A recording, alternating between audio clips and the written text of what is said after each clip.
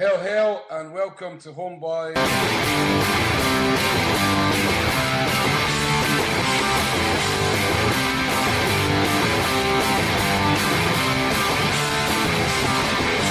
That's a really bad swear. It says comedy, low honk, which I thought suited you pretty well, so...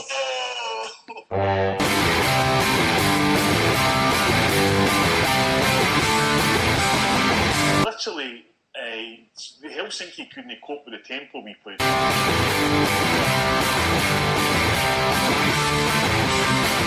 not mental or anything Wayne's World style, but is there a chance that I can meet you in the future?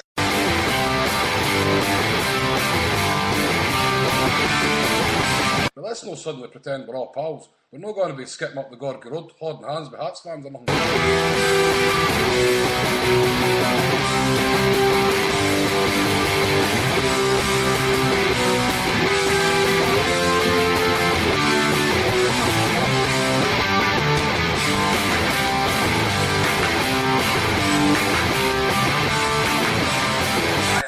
But do we throw back to the 80s, you know? we're trying to get football back to the 80s.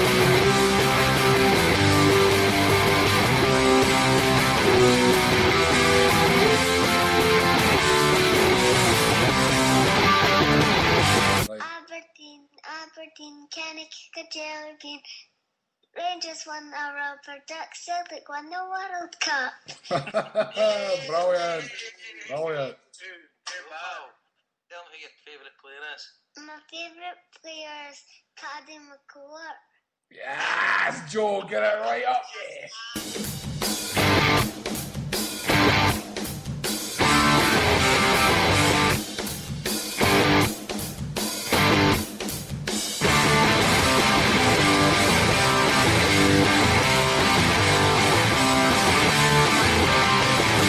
So, let's get down to business.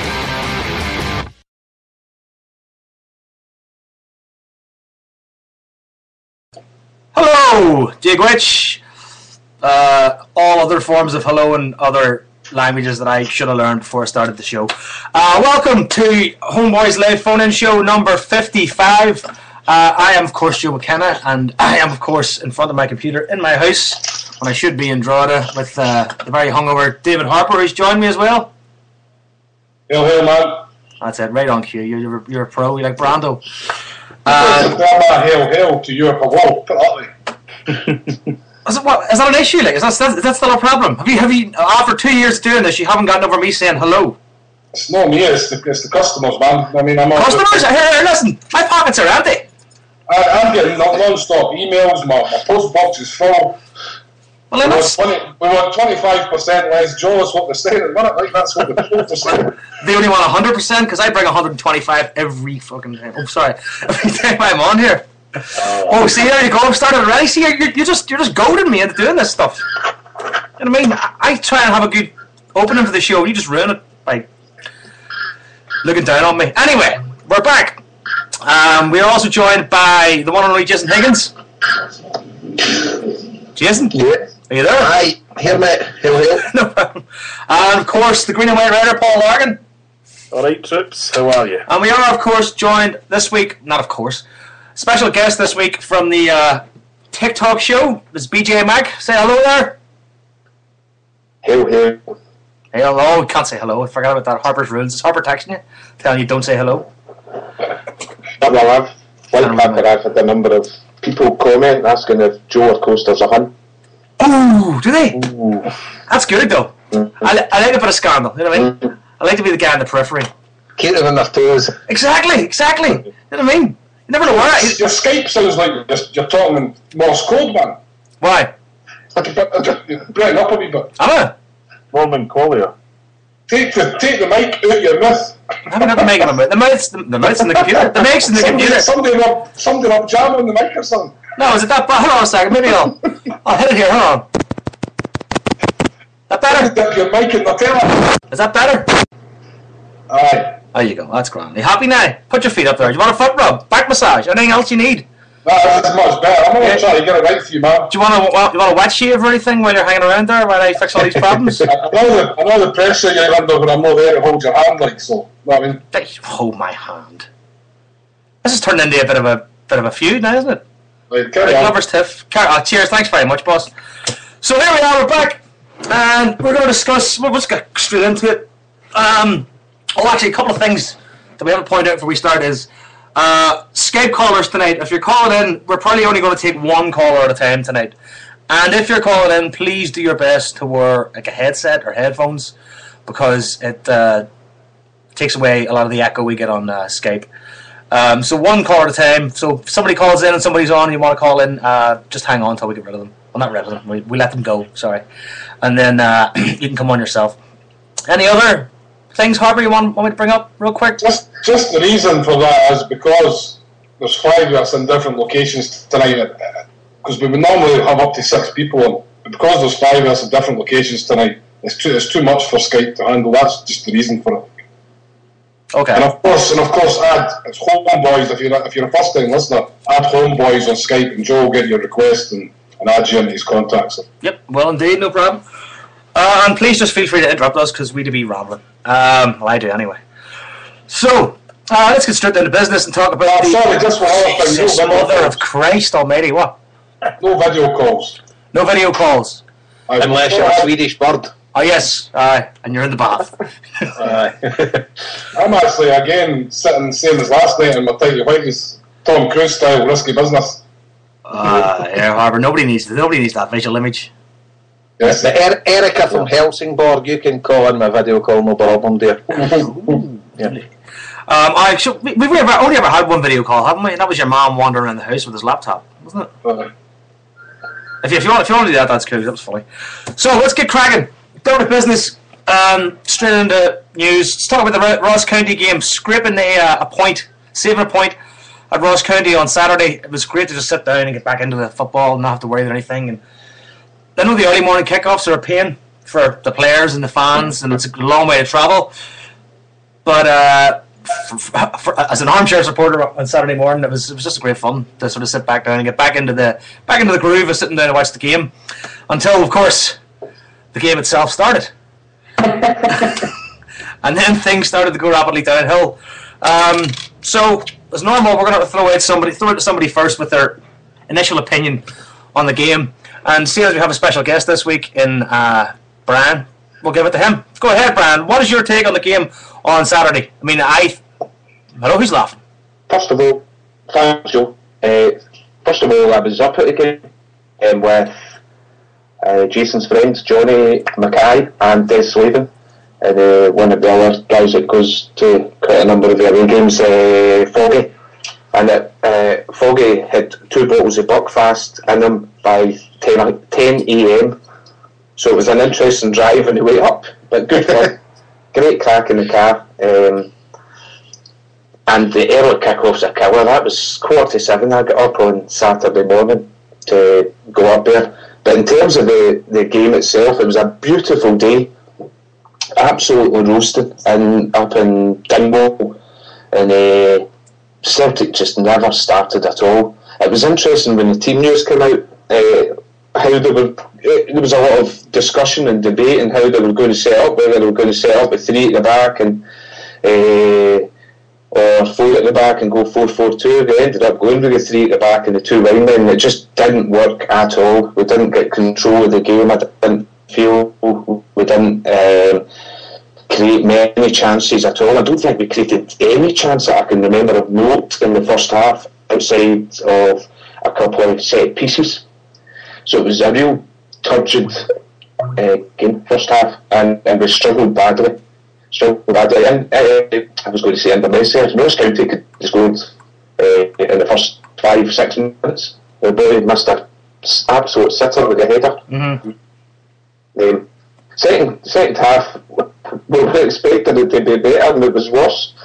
An absolute cracking goal with Ross County with Britain, and but I was delighted to get a point. I sneak away with a point. I don't think we necessarily deserved it in the balance of play, but happy with the point. I thought Tony Watt looked best player when he came on. But I've not seen the highlights yet, and so that might just be a load of shite that I've just thought. But that was my view of the game. I would say it's a load of shite. So there. You know.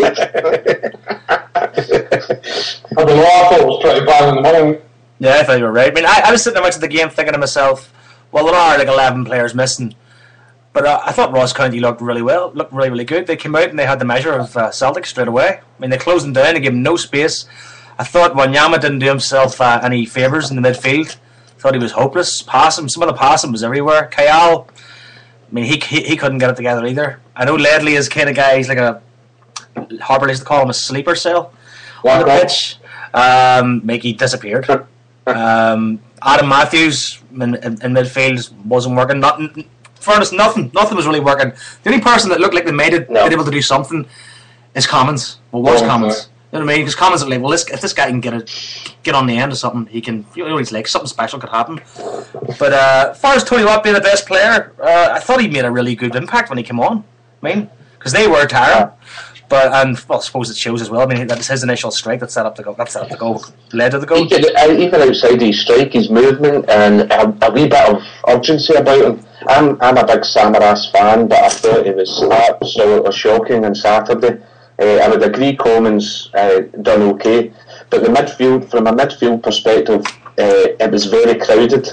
They played with 5 across the middle as well, and there was just no room to get a passing game going, and we just really struggled. But I thought Tony Watt, just his all-round movement, a bit of urgency, him closing down their defenders as well, where we see Sammy and he can just jog about sometimes, and a wee bit lackadaisical. But it was after driving all that way up there, don't get me wrong, the facilities and the welcome from Ross County was great, but the game didn't match up, certainly from a Celtic perspective. On the TV, Brian, it looked like a very, very small pitch. Was it a small pitch, or was it just because the stands are so close to the well, I think it was probably where the stand was very close. It's not the biggest pitch, but I wouldn't say it's any smaller than the likes of Tynecastle or maybe Hibs, some of the smaller pitches. It's not any smaller than those. No, and the pitch was perfect. Oh, was that Bowling Green? Absolutely perfect. We were sitting in row A, Jason, and honestly, it was stunning, the pitch. Because there was a couple of shots with the camera as well that was done like at pitch level, and it was like an absolute bowling green. It was beautiful. It's perfect. If you can't play football in that, you can't play it anywhere. I was saying, still we couldn't pass the ball to one another. Okay, we'll throw it over to Harper. Harper, you give us your insight. Everybody their chance to talk here. I thought it was terrible from start to finish. As Brian says, Tony Watt coming on gave us a bit of a lift. I know Slane came on as well and just kind of gave it that kind of something fresh, something a wee bit new, similar to maybe the Aberdeen game when McCourt came on. It kind of just changed the dynamic a tiny wee bit, and maybe it was just enough to actually Ross County. They sold us the point, because how they got caught up the park 3 minutes into injury time, I'll never know. The manager must be going absolutely berserk. But the only thing for me really is after the game, thinking about it, just the sort of staleness and lack of ideas. And the worrying aspect for me was it wasn't a lot different to a hell of a lot of games last season. We just didn't seem, I know it's early in the season, so it's hard to be too critical, but it just didn't seem to be, we've moved on anywhere from where we were last season. The same players disappear in games. I was really disappointed in the midfield, because when you've got your two main strikers missing, Stokes and Hooper, it's up to the guys, and I know they're just young boys, and Brown missing as well, I know they're young boys, but it's up to these guys who are supposed to be the stars in this team, Kayal, Wanyamas, Ledley's, they've got to really step up in these kind of games when we're up against it, when we're no strikers and stuff like that. They've got to step up and be the extra force in the team, and I don't think any of them did it. I thought Kayal started quite brightly, maybe the first 20 minutes, I thought he was looking really good, Kayal, actually. Then game just passed him by after that. It was really disappointing. As you said, Joe, Wanyama was very poor in the first half. I don't know, it's just an all-round poor performance. I mean, you're playing without any strikers. There's just no threat, man. They had the one chance in the first half, Commons, where Samaras knocked it down to Commons. But we were launching balls into the box and all that, and what's they used to everybody? Samaras is okay in the air, right? When it comes to nodding a ball and stuff like that. But he's not a goal threat in the box. Very rarely does he score. Well, you didn't see it often enough, put it that way. He's not a threat to corner kicks hardly in that.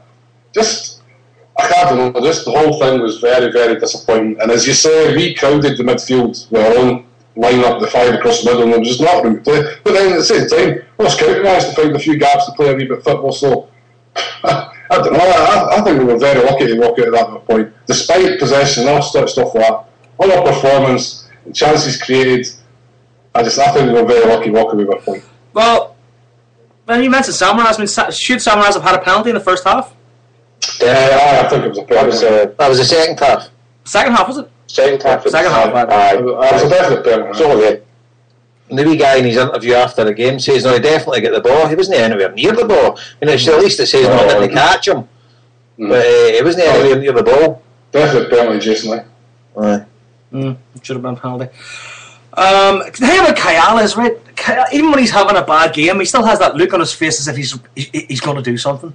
You know what I mean? He's all hustle and bustle and running around, and a lot of that can probably disguise sometimes the fact that he's being completely ineffective, which I thought he was on Saturday. I thought some of his tackle. I mean, you can't fault his heart and his determination, his dig, but if it's not going anywhere, he's just an empty shirt, then, really, isn't he? I would call that as well. He doesn't do mere use. I think you're being a bit critical. The guy was out for half of last season. Do you know what I mean? This is him just starting getting his first run in the team. So I think he's a great player, but I think we'll see the best of him shortly. Oh, so I don't know. There's no doubt about it, but we're just talking about Saturday's game. Like I thought he started really, really brightly. I thought the first 20 minutes, me and Chris from the HomeBhoys were telling each other really like the look at Kyle today, but then just disappeared. Like I think he'll be a big player for this season. If he stays fit. I think on Saturday we looked tired as well, which was interesting. I don't know if that's the travelling to the States and maybe also one eye on tomorrow night. I think we had 2 eyes tomorrow night. And we didn't look as up for it as Ross County. I think there was a bigger desire from the Ross County players to win the game than what there was from the Celtic players, and that goes a long way. No, absolutely, I would totally agree with that. The Ross County came out the boxes, they were like greyhounds at the start, they were first to every ball, and nearly for the full of the first half, every 50-50 challenge, they won it. They were hungrier, they had more dedication, they had more commitment, and they were excellent, and fair play to them, but that's what you've got to expect. That's their first big massive game, and alright, they played Motherwell at home first game, but that's their first big massive game, and I mean, you were speaking about that, Harper, you were expecting that, but I thought the second half Celtic were pretty good, and I think Celtic deserved to win. Seeing the balance of play, the amount of chances we had, we should have had a penalty. Right, if you score 3 minutes into injury time with a goal that their goalie spills, you're saying to yourself, right, fair enough, right, you may get out of jail for a draw. On the balance of play, Celtic had better chances, Celtic had more of the clear-cut opportunities. Did we not? I don't know how many shots we had goal, but we had a fair few. And on the back, they I don't remember any clear-cut. What about the save for Samaras? What a save that was with the boys. Header. You've got a Stonewall penalty and you've got that unbelievable save. Their boy hit the bar and he scored a cracker. Apart from that, what did they? They'd 1 chance at the start as well. I think they had 3 chances and they put one of them away. We had about 7 or 8. You know what it's like when you come back for a game. You don't remember everything that happens, but you've got an overall perception or idea of how, whether it was a fair result or whether you were lucky or whether you deserved more out of it. And the 4 of us in the car all thought we were lucky. I think that's just a point. See, Brian, that's probably because we scored in the last minute. See if they'd scored in the last minute, we'd been leading for all of the game. You'd be saying that's a disgrace. We chucked the 3 points away there. Just the way the game balanced out. But when you actually look at the chances, Celtic were the better team. But all credit to Ross County. I thought they battled well. But what gets on my go is why play Samaras up front when they can't play up front? You've got Tony Watt sitting on the bench. Totally agree. Because You need to play a forward up front. Samaras isn't a forward. You know, he gives you the best for coming into the left and stuff like that. But he's certainly not a forward. You hit the nail on the head at the start. 5 at the back or 3 at the back with the 2 of them playing as attacking midfielders. It just wasn't working at all. We weren't getting anything for the midfield. They'd no outlet either. Commons, without a doubt, looked their best player. The young boy Slane, when he came on, I felt bad for him because someone getting one of their first chances in a team, you don't want to get in when you're 1-0 down and folk expecting you to do something. You know, I don't think that's fair on like him, so I'm trying to judge him. Did you notice who was playing right back for Ross County? Was it Rocco Quinn or no? Was it Ross Totally? Aye. I know, he's been the scud judge. I know, but he's been the scud judge for years with Inverness. I mean, we've had terrible times up there. You know, the Highlands just haven't been good. We've won a lot of the times at Inverness, but it's been no goal. We've never had it easy up there, and the going at Ross County is maybe going to look as very similar, but we can't have any excuses. We had, alright, with loads of players out, but that team we put out in the park should be enough to beat Ross County, but all credit to them. And I thought Celtic, I thought in the balance of play they deserved to win, but we didn't. We took a point. I'm more interested in Tuesday night as well, and it's understandable the players will get. Right, we'll throw this over to Paul Largan then as well. Paul, yourself, are you agreeing with everything that's been said, or do you think we're something we're missing? You have a hard job because he's cut off. Is he cut off? Jeez, how did I miss that one then? Oh, he is gone, is he? He's gone. I don't know. He's lost his connection. Well, trying to hung up because you were asking him quicker. I was wondering Will I try him back? I haven't hung up here. I'll try him again. What happened there? Tell you what, see when I was watching the game on Saturday, there's one player who just kept popping into my head, and I thought, if that guy was playing, he'd do some damage. And it was Dylan McGeoch. I think Dylan McGeoch would have turned a game like that, because it was all very close. So a lot of players on top of one another, you know. Once we had the ball, Ross County were straight 2-3 players in on every man. And I think someone like McGeoch with such good footwork, and he's the kind of guy that can get out of the situations, you know. He'll draw players into him. Whereas it wasn't really that guy on the pitch on Saturday. Maybe Commons, but then again, Commons, you know, he'll flit and he'll start, you know what I mean. 1 minute he's flying along and he's doing things, and then he'll drift out for a couple of minutes and then he'll come back in, you know. So someone like McGeoch, I thought, could have done really, really well in that game. Sure, we'll know when it comes around again. Who's that? Is the ice cream van around? That's fine, there's no ice cream van, it's my street. Jeez.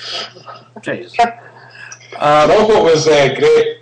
Obviously, it was great scoring, but your man Stephen Craigan just shut him up. By the way, how annoying is he? I can't stand him. I don't know what is it. I mean, every commentator that appears on ESPN and Sky for Scottish football just does my brain in. I can't understand it. And even your man David Tanner, who's in the studio, he's just a bumbling idiot. He's not a clue what he's talking about. I mean, that Craigan takes it to. I mean, I thought Craig Burley was what I climb in the telly sometimes last season, but that Craigan is, oh my God, how bloody annoying is he?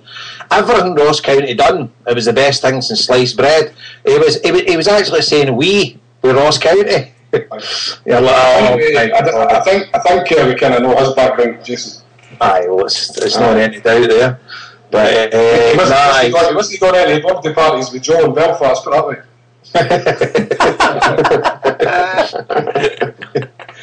I didn't notice. In fairness, I've kind of zoned those people out when I watch the matches now. He doesn't shut up, but it's one of the guys that he feels if he's got to comment on every blade of grass in the park and everything that happens, he's got to comment on it. You just feel like saying, "Shut up." But I think his thing is that he's just finished playing that recently that he still knows everything. You know what I mean? That his opinion is probably more valid than anybody else's because he recently was wearing his boots. You know what I mean? Whereas everybody else is just a pretender. So I think he probably has that about him. He's like, well, I just finished playing, so I still know what I'm doing. You know, everything about the game. And speaking of the guys in the studio at ESPN, who was it that was sitting next to him? Strachan and Calderwood? Jimmy Calderwood, he just sounds like a Jakey. Doesn't he? See him. Do you know the tune, the Fat sketch? Now Calderwood, it was off the ferret down the trousers when he was standing up and he was always like moving the leg. See Parkhead when he was manager of Aberdeen, we used to sit and watch him. That is actually what he done. No, he stood at the end of the dugout just with the legs going.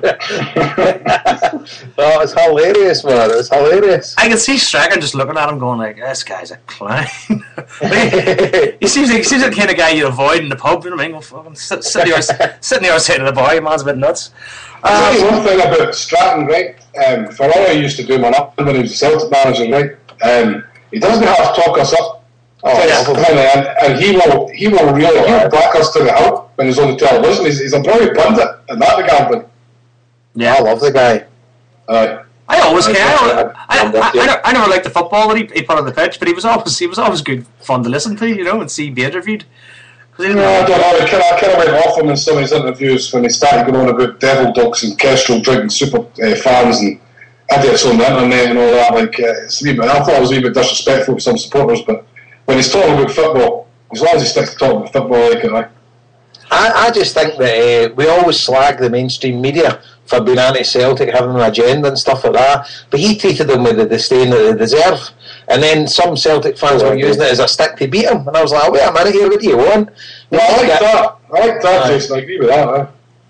Definitely. I mean, he always, and the thing is, he's always fought our corner ever since he was our manager. I mean, he's definitely one of us now. No, without a doubt, he came as a Hibs supporter, obviously Aberdeen, Man United background and Leeds and stuff like that.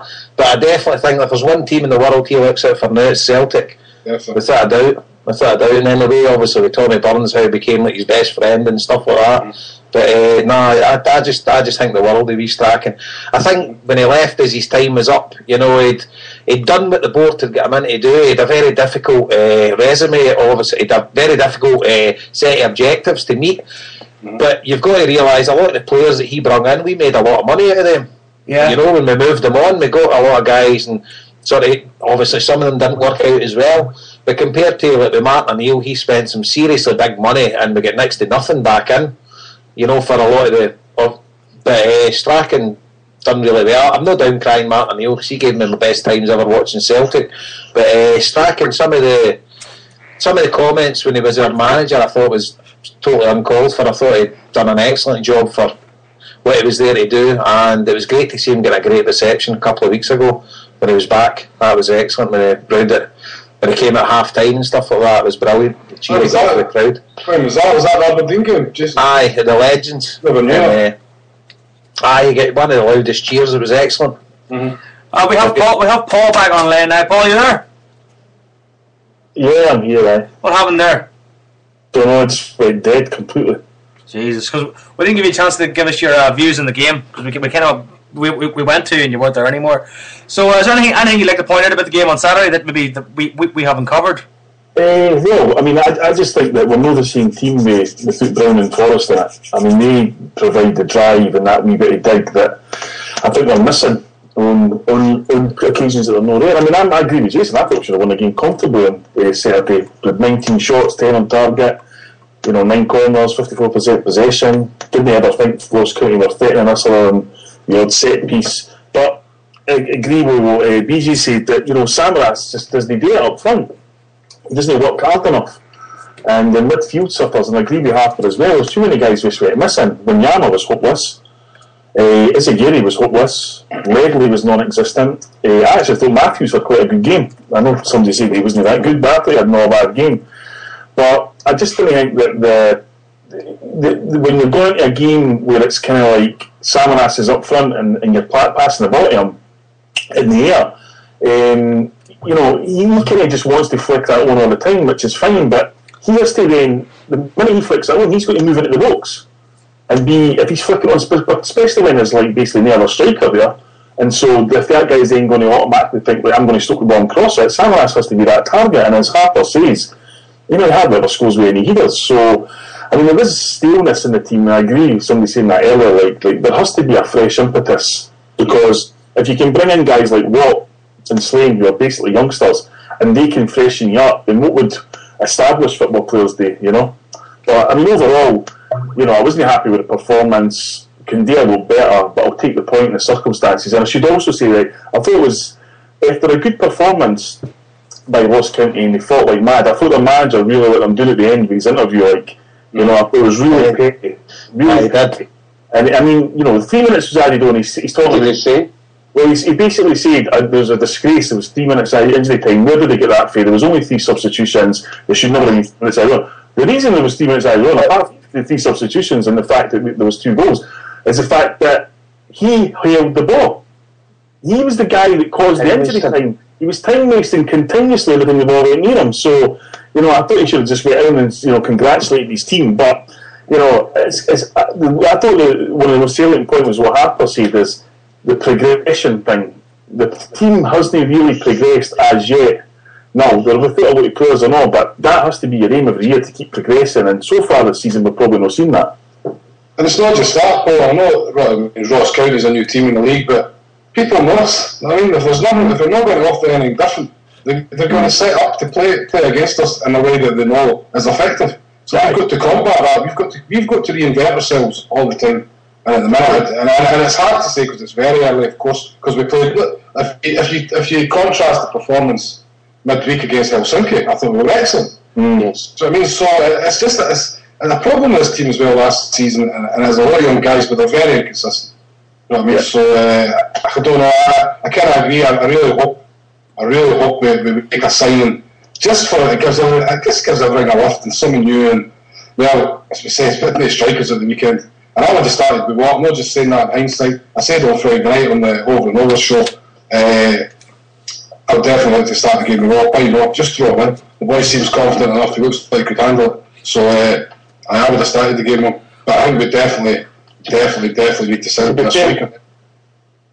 To be fair to Lenny, he did try something different with the 3-5-2. It just didn't work. And I'm quite happy with him experimenting on different things. But in this instance, that system against that team on that day with the players it just didn't work, and maybe he changed it a bit earlier than what he did. But, see, he did try something different. I agree with you, Brian, but do you think that's a point that why see 25 minutes into the game, why do you realise it's not working and change it? You know, we've got this thing that it's got to be like 20 minutes into the second half or something like that before you change it. You know, you can tell straight away. I mean, Ross County were winning every ball sort of thing, so you send instruction that they're changing the system, get some for people to start putting the foot in. Because see the way we finished the game, everybody must be asking themselves, why can we not start the game like this? You know, because we finished the game like a train. So I don't think the fitness is an issue, but you're saying to yourself, you finished the game, why can't you bloody start it like that? Because Jason, we could have pulled Lustig or Wilson off half an hour into the game and went to 4-4-2 and much more room. Yeah, exactly. No, the thing with it on Saturday, he had the personnel out there that he didn't need to make any substitutions to change the formation. He could have put Mulgrew into midfield, Mulgrew to left back, or he could have put Lustig to right back. No, there was options there. Just on Lustig, do you know, I've no fancied him at all since he came, but I actually thought he played quite well on Saturday.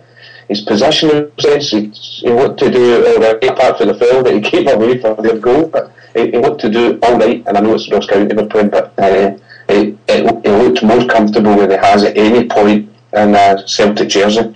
Right, I agree with you, and I think Paul said, like, I think it was maybe one of the first shows of this season that he quite likes the guy, and I have to say, I see a player in there as well. I don't know, just it's not that he's done anything outstanding. I just think he's been pretty steady, and I think with games he could be a decent player. There's definitely someone in there, like, for me anyway.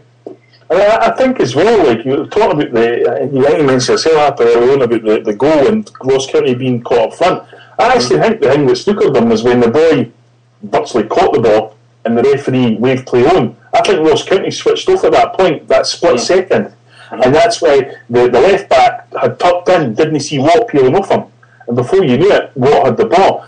And I remember as he's gone for the ball, I thought, right, all he's going to do is hit this hard because he's either going to go right across the face of goal, somebody's got a tap in, or the goalie will spill it. Because it's one of the hardest shots in the world to save is a ball coming across you like that. Because the goalie knows that he's, you know, the goalie's kind of thinking, right, I really want to pan this round the post, but I can't because I've got an on-mission thing. And I think that took presence in mind. I mean, how many times have you seen a guy in that position blaze it over the bar?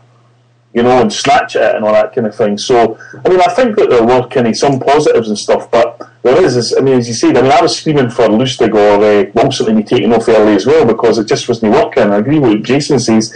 Sometimes you've just got to change it, you know. I know you've probably been working on the meeting the team all week, this, that, and next thing, but if it doesn't work, just change it because you're playing Ross County, you know, and so, I mean, my bugbear all the time, I wouldn't include Saturday because obviously injuries and that is, we play far too many defensive-minded players.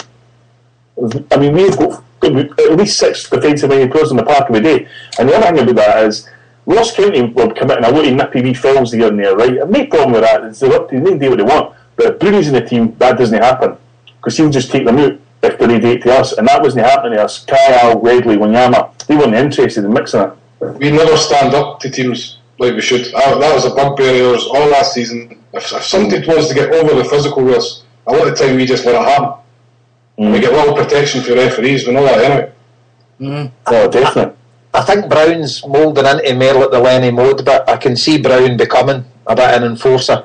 And obviously Neil Lennon, there was nobody better at it than him, but I can see Scott Brown. I think Scott Brown has got totally Celtic at heart, you know, and I think he's definitely he's a Celtic diehard now, I would reckon. I think the club means the world to him, and I just think going forward, I wasn't his greatest fan for the last few years. I loved him at Hibs, as I said, but I just think he'll be the enforcer once he gets fit and he's in that team. He'll be that guy that nobody will try and boss over midfield within certain reason. If you're playing Barcelona in the Champions League, you're like, fair enough, right? But you're right in the. Why are we playing defensive-minded players against Ross County, you know? And it's no belittling the league, but with the personnel we've got at disposal, we should be able to take care of these teams. I see that point in the defensive-minded players. I don't necessarily agree with that because the 2 fullbacks that we're playing are attacking. They're attacking. They should be attacking. They're attack-minded. But they're not attacking, and that's what's killing the system. Izagiri's not the player he was, and Matt's not winning. And that's what's killing our system. See, I agree with you, Brian. See, if they were born into the wing, the system would be fantastic. The space would be everywhere, but they're not doing it, especially Izagiri. And that's something I can't put my finger on. Izagiri's no looked half the player he was since his injury. I don't know. Maybe last season, even this season, he's lost yards of pace. I always see a bit of apprehension in him when he's going for a 50-50 ball. I mean, you can see it in him that he's quite nervous about it, you know, and it's on his mind. We've been joined by a caller, Terry O'Neill. Terry, you there? I'm here. First time on the show, lads. Well, you're very welcome, Terry. Very welcome. Welcome, Terry. A bit of an introduction, Jay, I think, for Terry boy. Terry's a bit of a Radio Clyde legend, or infamous Radio Clyde legend. We're an esteemed company. Don't worry, you better say ex-Radio Clyde legend. That's it, mate. Turn off Clyde, support your side. We won't be cutting you out, that's for sure. Who's that? Can I ask what Radio Clyde is? Exactly, mate, exactly. Used to be a shortwave station in Scotland. So, so Terry, what did you want to talk about, mate? Did you want to come on and give us your Clyde performance, or have you got new stuff for us? I'm not sure. Can you hear me okay? Absolutely. Yeah, this is a kind of surreal experience for me because I'm talking into the face of an iPad and it's that one you're thinking, am I talking to myself here? I can hear you alright, but I don't know if my voice is coming out of your side. Oh, it's alright, we hear you perfectly. Oh, that's excellent. Probably the best connection out of us. I'd like to talk about a couple of things. I've just tuned in, I'm just back from Aberdeen, so I apologise if what I say has already been covered, but I know the she's were talking about the game on Saturday there. I think you've got to factor in a few things Saturday that there's no doubt in my mind that Helsingborg, it's one of the biggest games in our history. When you factor in, if we win and get through this tie into the Champions League, it will shape our financial destiny for the next 3 or 4 seasons, I think, because we're starting to earn somewhere in the region of €20 million for this tie. Yeah. Now, factor that into pound notes, it's about 17 million quid. Mm-hmm. Now that makes a difference between signing, say, I'm not saying will sign, but a potential like a Jordan Rose or a £3 or £4 million centre forward, £2 or £3 million centre half, and sticking 10 million in the bank. If you don't get through that tie, you're going into the Europa League. Okay, from a playing point of view, we're still reasonably happy with that. But from a financial point of view, Celtic earned somewhere in the region of €2 million last year for their participation in the Europa League. So it's night and day, and it's so vital to the club. So I think the whole club, their focus is on this tie, and I think it was reflected in the game on Saturday. I think guys like Wanyama, Kayal will cut a bit of slack because I think he's coming back to fitness the same way as he is. They looked as if they weren't at it. Lennon was exactly right. They weren't at it, and various reasons for that. You've got to factor in, they weren't playing with a normal forward line. You've got an up and in your face committed team you're playing against. So all in all, I was delighted with the result. We'll play them some other time in the season to give them a doing. But at this moment in time, I was just happy to get through the tie, and I think we'll beat Helsingborg, but it's going to be tense, and that's my main point. I wouldn't disagree with a word of that, mate. And sort of a part of that was covered, but no, you're 100% right, and it is massive for us. And you can't really blame the players, because the players they know what it means to them as well, because they want to perform at the top stage. You know, the Europa League, as you say, is good for a playing point of view, but for the balance sheet and for what it can let the constraints of this Armageddon. I mean, this would be actually paradise for us if we get into this Champions League. And there's nothing to say that when you win the league as well, it is. I mean, you need. I think because we don't get into the top 16 teams in Europe, I would fancy us nearly every year to have a fighting chance to qualify for the Champions League, as long as you go in as winners. If you go in as second place team, you're getting like a third, fourth place team in like Italy, Spain, England. You're up against it there because we've not got the finances to challenge there. But no, definitely, mate, 100% agree with you. Terry, see some else as well, like, and it has a domino effect that, because that's the case this year. And then you go out and sign maybe the 2 or 3 players that you need, and then you've got those players then for the following year to kick on again. Like, do you know what I mean? Exactly. So I mean, it has that one. The first year you get in is a kind of domino effect for the years down the line as well. I think.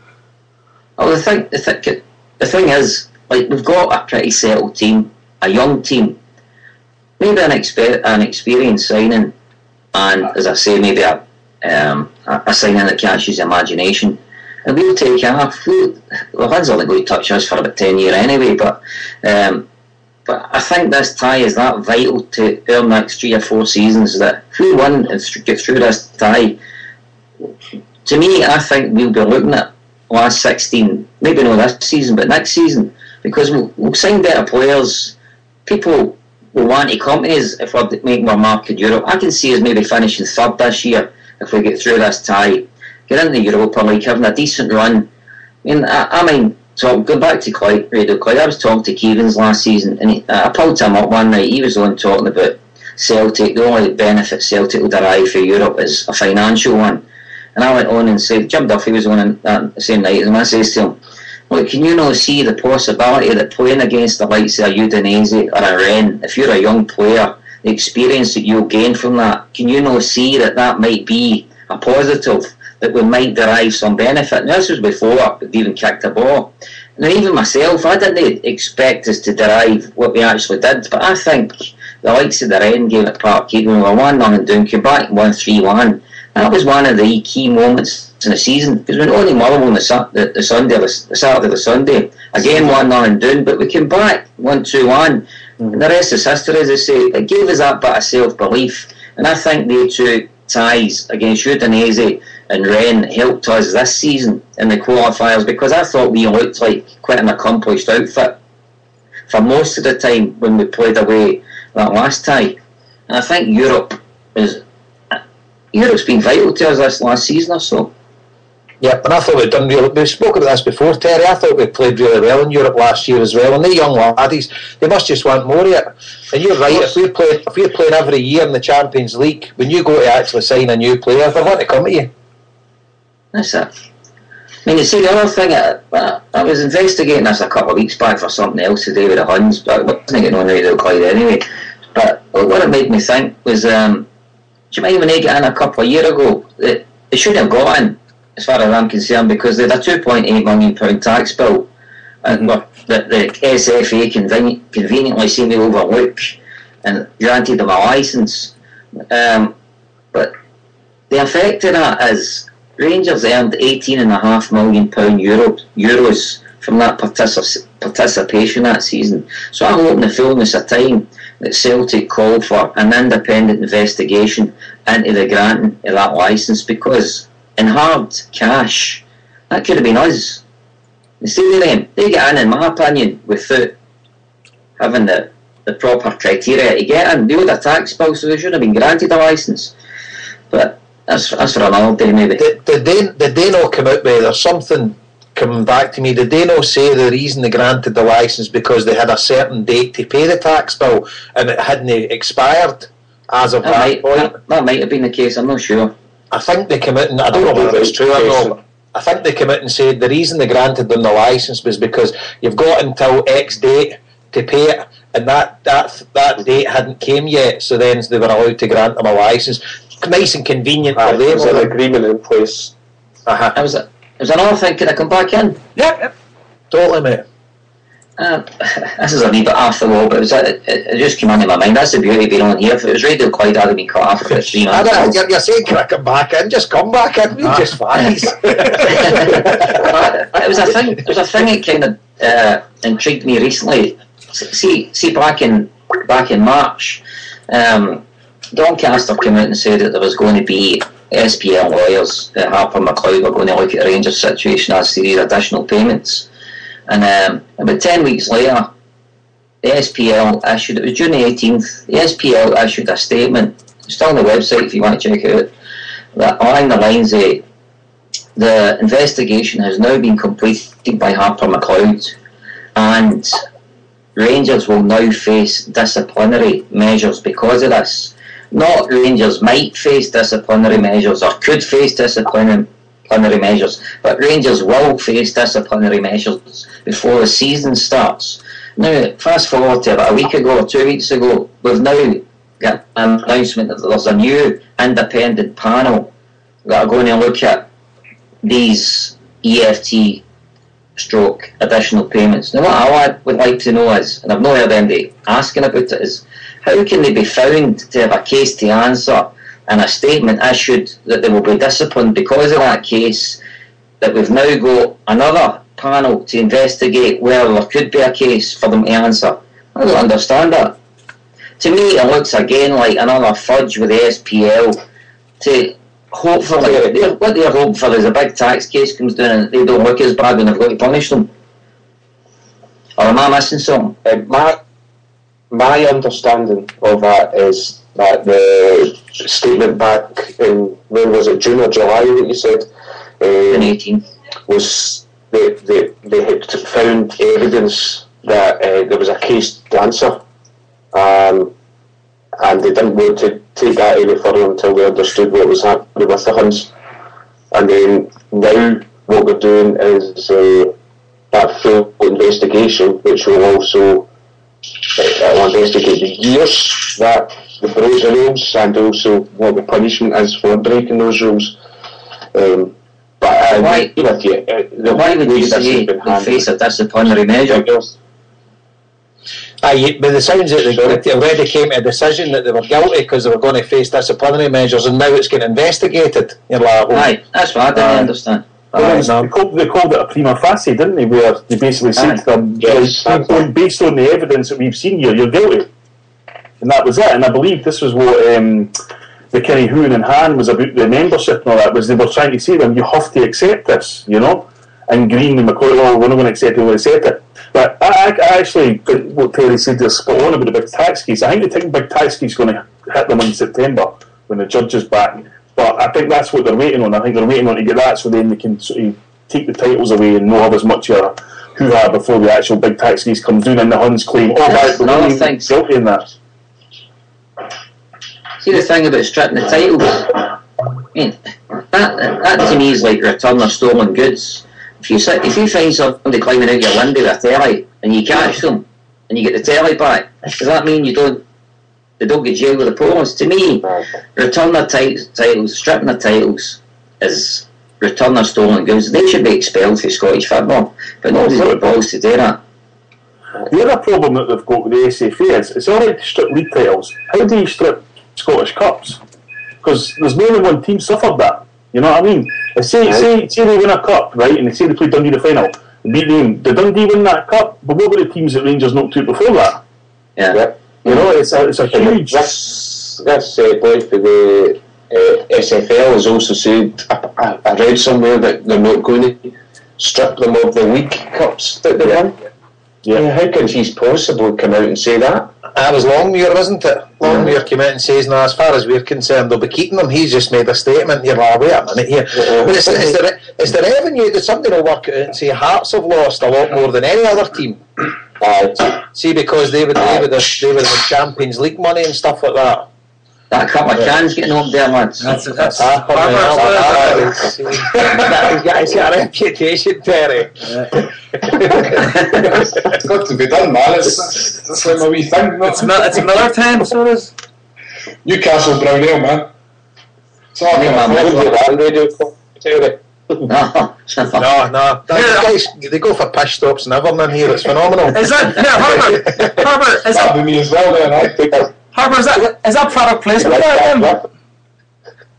Are you getting backhanders from Newcastle Brown Ale that we don't know about? No, it's okay. Frog man, Guinness is €2 a can. That's all we want there. Listen, see, the big tax case. Is there a possibility of somebody going to jail? Because I mean, it's white collar crime, right? And and we're seeing a lot of white collar criminals. Well, at least going to court. And the prospect of jail, especially over here, especially in Ireland anyway. Will somebody go to jail? Should somebody go to jail? Who should that person be? Well, there's no extradition for here, so I'm alright and draw them. I think what you'll see is the directors who oversaw will be liable for the money. And given the amount of money, I mean, it's a hell of a lot of money to pay back. So I think we all know what happens when you can't pay the government their money that you owe them fraudulently. You go straight, didn't pass go, you know. I mean, there was also a big case in exactly the same situation that was ruled on today, where HMRC won it, and it was exactly the same first-tier tribunal. It was an EBT scheme this company had run, etc., etc., etc., and the judge ruled in HMRC's favour, which of course he did originally anyway. But I believe what's happened in the last few months is the judge has been away, and they need to have the same judge ruling it the entire way through. He's back in September, and that's when the meteor will hit Ibrox. We're not right in saying that these tax cases, they're already guilty of it. There's yes. Appeals or not. I mean, they've already been found guilty. This is an appeal. Yes, correct. So that's why they offered to settle 2 years ago for £10 million. See what I'm about, but I'm quite interested in this, to be honest with you. I can't believe that this new team can wear their strips and their badge and stuff like that. So see when the old carcass finally gets liquidated, do they then tell them you can't wear these strips and you can't wear these stars? Well, it's not that they then tell them, it's they can tell them. You know, it's when, because they haven't actually officially been liquidated, Jason, but when they do, BDO can say, right, you're not called Rangers, you're not wearing anything that looks like them, and that's it. And, you know, they will look upon that, like anybody would who'd been putting money. If you then bumped everybody, then turned up the next day in a kind of Phoenix company and says, right, I'm now a different company, but it's really just me again. Of course people are going to look at that fraudulently. But at the minute, Safecore kind of run roughshod over that because they have nobody telling them they can't do it. But they will have people telling them they can't do it.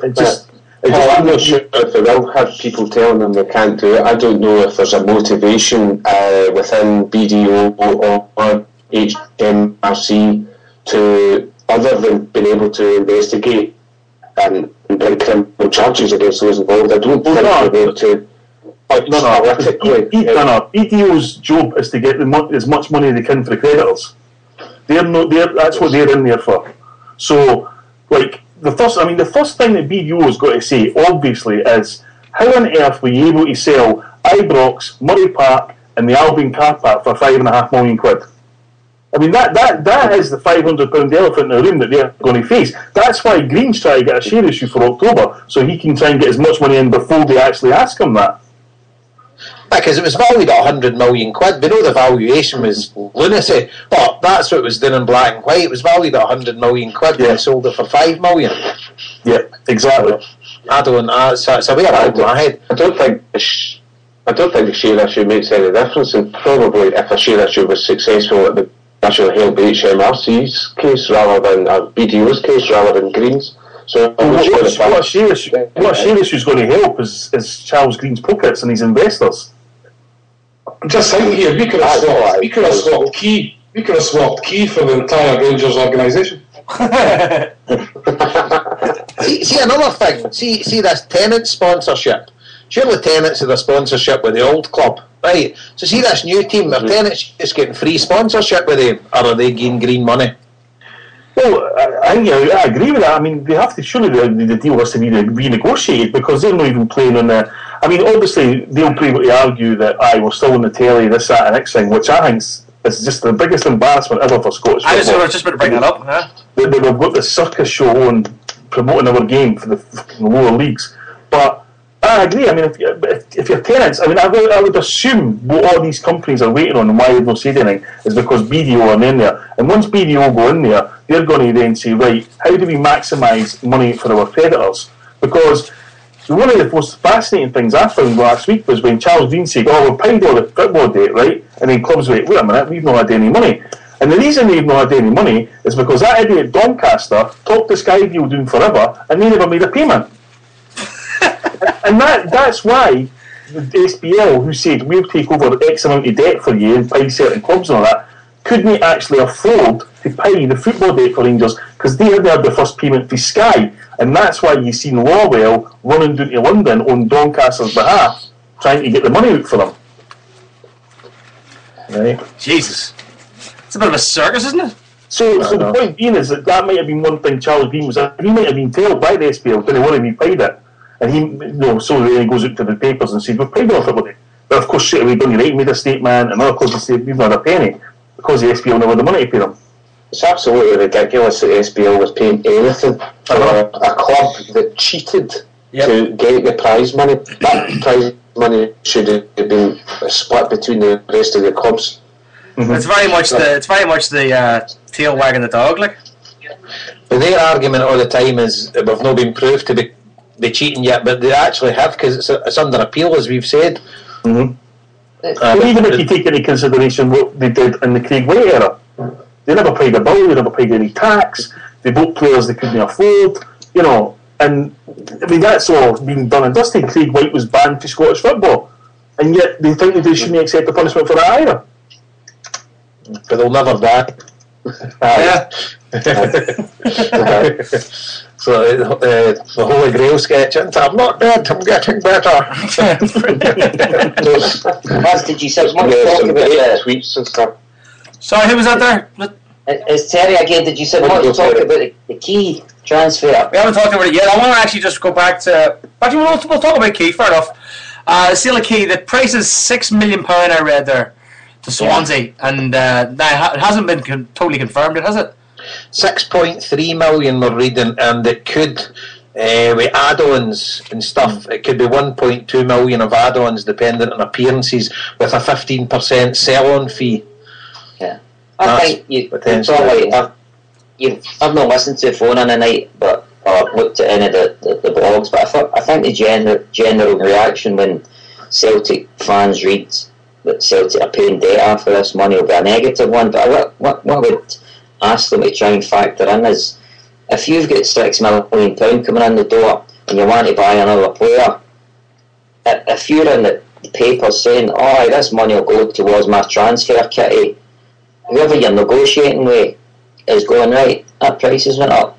If you're coming out in the paper and saying, this money's going to pay off debt, we haven't got any money, plead poverty all day long, well, I wouldn't take anything that Neil Lennon says to the press. He could be telling me any old shite. Yeah, I think you're right, aren't So I wouldn't read too much into that. If you're negotiating, you want to negotiate for a position of strength, you just say, this is the offer, that money that we got for Kieras. I mean, like, the likes that we're looking at, it was in the papers the other day that QPR are buying Key because they sold whoever player for 12 million. Well, I bet you we're thinking, right, okay, you're offering us 5, give 6.5, you just sell that guy for 12. Exactly. Yeah. So that's the same thing that'll go on with us. So I wouldn't get too het up about any newspaper headlines that say Celtic are paying debt off. Just treat that with contempt. But if we That's a really good point. if we qualify, that's a great point. If we qualify for the Champions League and their papers are saying 15, 17 million pounds, there's no way we can say, oh, that's going on at that too. I mean, surely at that point, any team we buy a player from is just going to go, right, well, the price is this, because you now have 15 million pounds in the Champions League. Yeah, and see another point, Joe. I mean, for no matter if people have got any negatives to say about Peter Law and whatever, and I've got some. I'd aired some last week as well. You know, I'm not saying the guy's he's immune for criticism or whatever, but I think if even we don't agree with the players that we've signed, I think the way Celtic conduct their transfer activity is excellent, because the papers don't even get a sniff at it until it happens. The first we find out about signings yours is when they're getting paraded. And I like the way Celtic do it. There doesn't seem to be any moles in there letting anything out. You never really seem to hear about us targeting any players. And I just think the way they conduct their business behind closed doors, that's the way I like to see it getting done. I don't know what you think of that. Jason, the thing is as well, if you think about the Huns, right? Murray had all his poodles, right? So he was throwing them the tidbits. He was giving them the inside information so they would get all the good press. Now, you're not going to get good press anyway, so we're not going to give them nothing. Why should we? Do you know what I mean? We keep everything cards close to the chest, as you say. You're bang on the money there. Like. Zaldale, think of that. Mon Paul, you've got a view with a wee bit of a Barney and Twitter bit of the day. Well, I just think Peter Law was a disaster, but I'm not really interested if it was in the paper or not. I couldn't care less about what the press think or the folk tidbits they get or whatever. I just think that it's easy to say, oh well, we'll pay off the debt and we'll get the transfer fees doing. We'll try to sell season tickets. We can't fill the ground. And all we get is negativity, downsizing, talking things down, which we can all look at it and say, it's a lot of nonsense anyway. But it makes people, won't it? It makes people say, I've heard it a million times from people, if they're going to spend money, I'll not spend money. And that's what Peter Law has to fight against. So sometimes, also, look, if anybody seriously thinks that Peter Law doesn't trade information with the press, of course he does. He's got his puppets as well. Not as much as Murray did, but he's got his. I'm all for conducting transfer business fine, bandy and that, but at the end of the day, I'm far more interested in actually just getting a couple of quality players in. The thing as well, Paul, right, and there's a wee bit of jump the gun as well. We're all saying, we got Terry saying, because it was mentioned, Neil Lennon mentioned, I might not get any of this money, it might be going to service debt. He never said it definitely was or anything like that, right? It's just a thing to say. But people are then, suddenly they jump on top of that, right? Let's just wait to the end of the transfer window, wait and see what happens. So then we can go back and we can have our complaints and say, well, what about this, what about that? But I think we may as well wait to the end of the transfer window and see what happens. I've no doubt there's players coming in.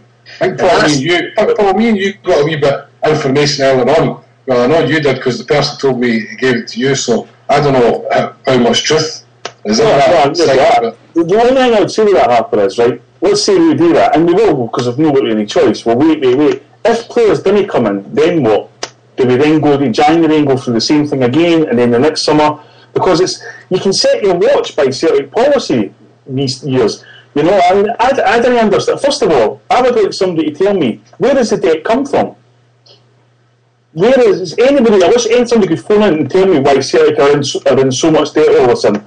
Because I don't know where it's been spent. Well, it's maybe projected earnings, because projected earnings based on season ticket sales, and they're obviously down this year. So if we don't get into the Champions League, Celtic will not. What Peter Law told the fans in Philadelphia, said they're exactly the same as last year. Well, I'm just guessing. I don't know, Paul. But see, the thing is, see when we had this talk on the baseball podcast, and it's the same over there. See when you've got a transfer window, see if you're negotiating at the end of the transfer window, you're at a position of strength. See at the start of the transfer window, clubs will get cocky and they'll ask for X and Y. But see towards the end of the transfer window, see if this club needs money and they've got an asset that you want to buy, you'll get the best price for them at the end of the window rather than you will at the start. Jason, as well, I think a lot of it hangs on the Champions League for us. And it's not even just the financial, right? Who's to say that we've no went to a player and says, look, we want you, and he's turned around and says, well, qualify for the Champions League and then I'll come.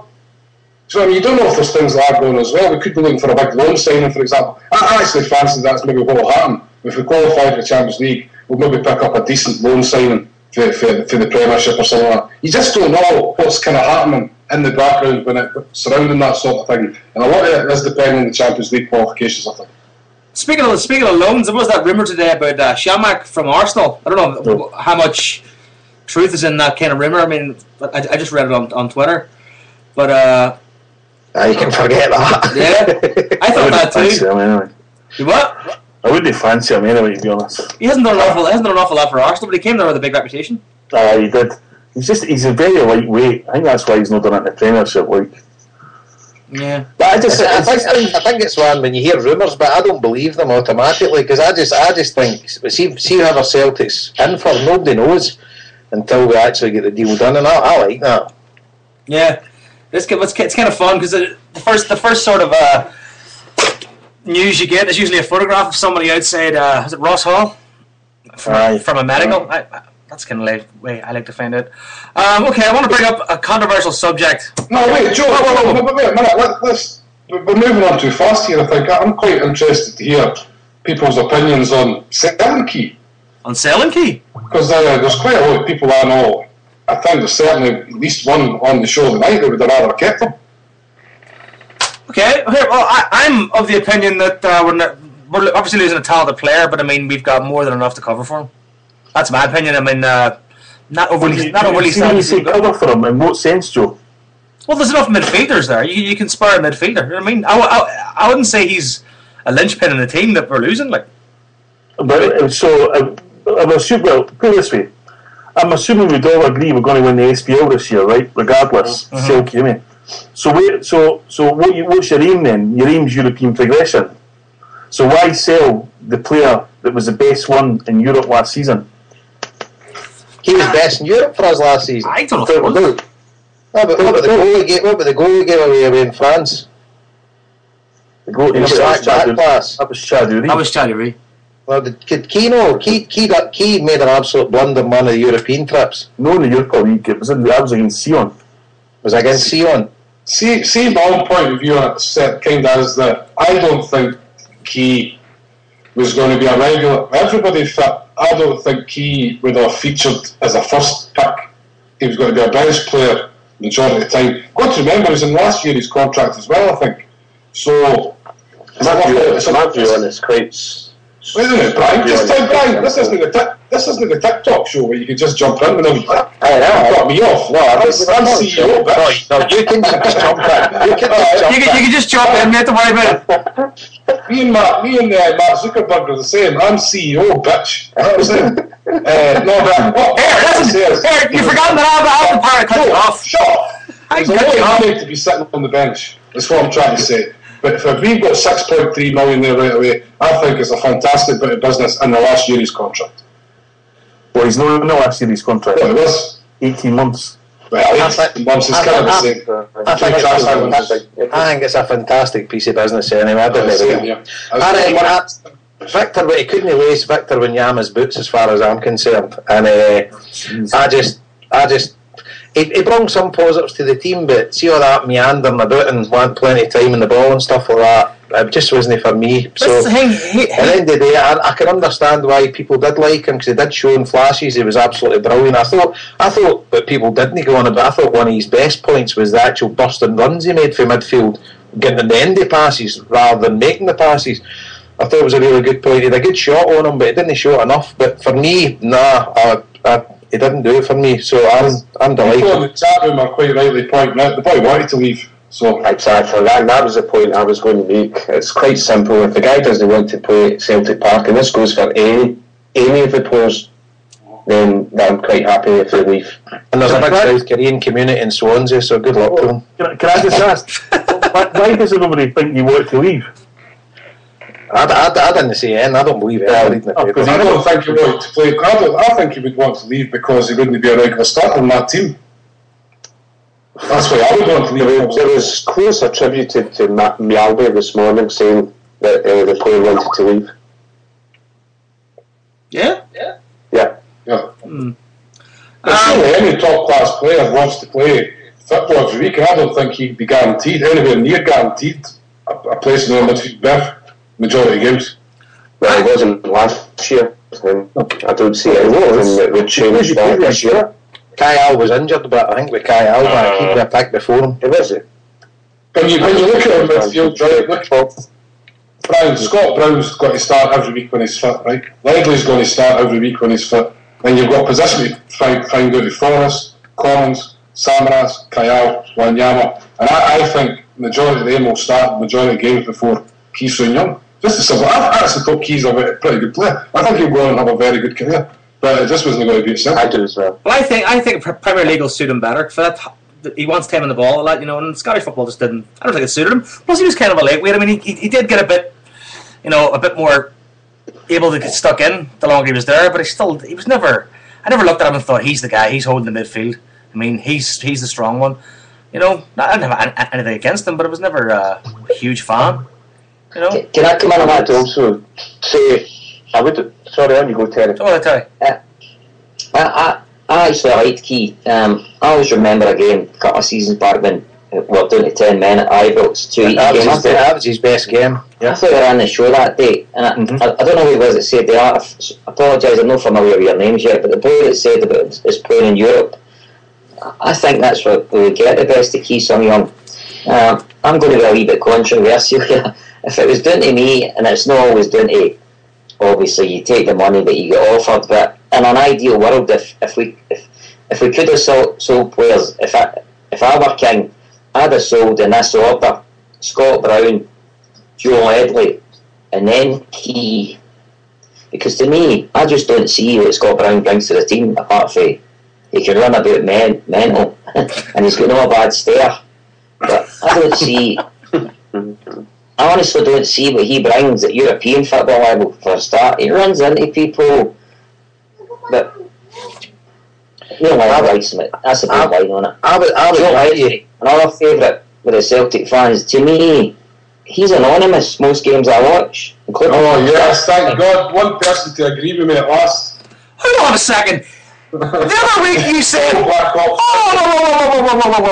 A couple of weeks ago, you came out and you said, Joe Ledley's a great player, he plays under the radar. The same thing I said to you last year, and you were like, no he doesn't. So now you've changed the game, have you? Oh, he's Black Ops. He's missing in loads of games. I said that last season, all season. Hang on a second. I think Joe Ledley's a great player. I think Joe Ledley's one of the best players. Big strength. Exactly. You think he's disappeared out of games, and I think he's very effective at it. But that comes under Black Ops, doesn't it? So he doesn't make any mistakes. No. The thing is, see when I see him scoring the goal like he did in the European tie, I think to myself, I don't know what I'm talking about. But other times when I watch him, like the weekend, I think, I don't know what I'm talking about. He's doing nothing. But when he scores the goals, then I see, he makes brilliant runs. But I think to myself, why is he not doing that more? Why is he not involved in the game? Did you not think, when we signed him, I thought we were signing a kind of Stallion Petrov type player who was going to be in the box a lot, coming up with a lot of goals. And he does do it on occasion. And you're right, you wonder why is that not happening all the time, man. But the thing is, he also does a lot of running and covering people between, the 18-yard line and almost up to our own 18-yard line. I mean, he's always running around constantly, and like more or less in a square or a circle, going from person to person, trying to get the ball back. He's one of the only players you'll see consistently trying to get the ball back. I don't notice that. Paul hit the nail on the head as well. He doesn't make many mistakes, so he doesn't stand out. You're not like that. You're not raging because he doesn't lose the ball much.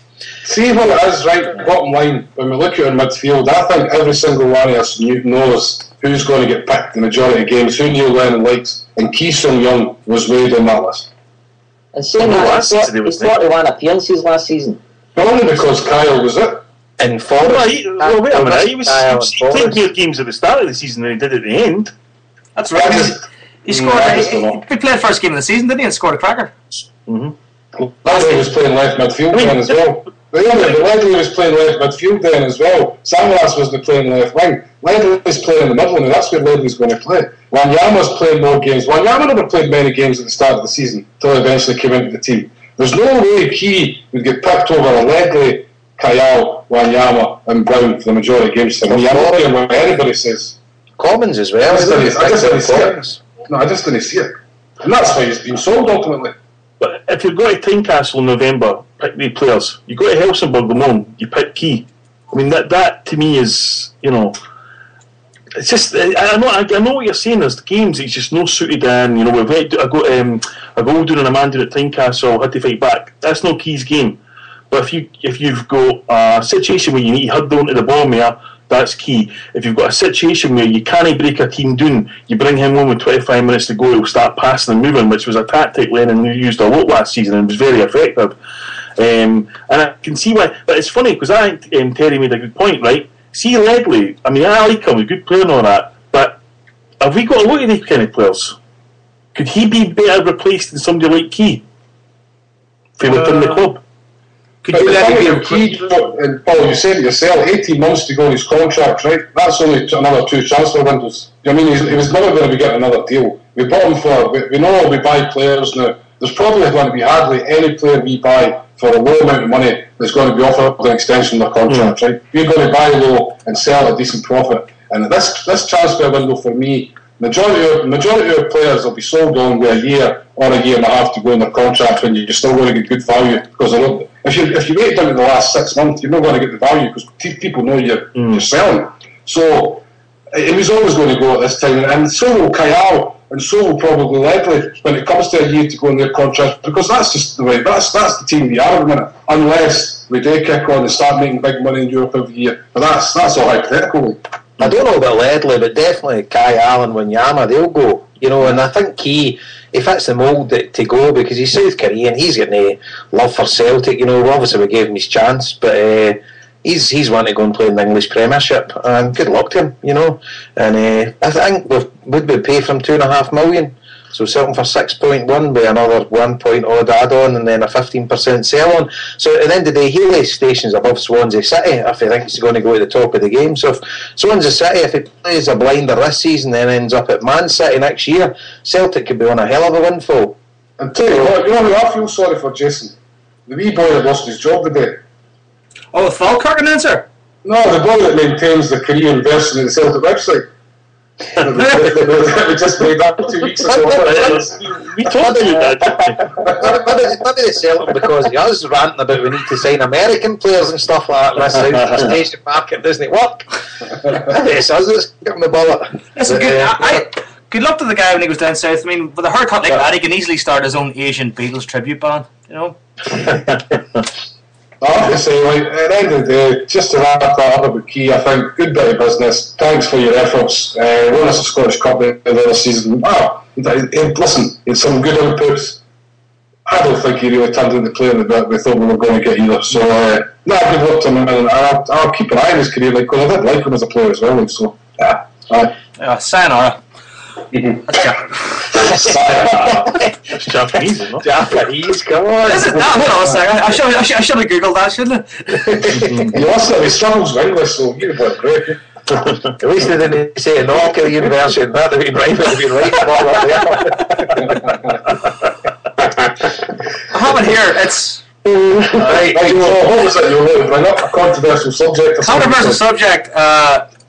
Singing on Saturday at the Ross County game. There was a lot on Twitter. There was a lot on the message boards. People on Facebook as well talking about the singing that was that could be heard quite clearly on ESPN on Saturday. And somebody actually complained that it wasn't the fans; it was just the mics. Do you know? I didn't realise there was such a big thing made of this until I got home. I didn't notice it a great deal at the game. There was a couple of choice songs. It was actually, there's another song sung about Dean Shields having one eye, which I found more distasteful than any of the Rebel songs. I would rather we get totally rid of that kind of thing. So what you were, sorry, the point that you're making about the microphones, I think's got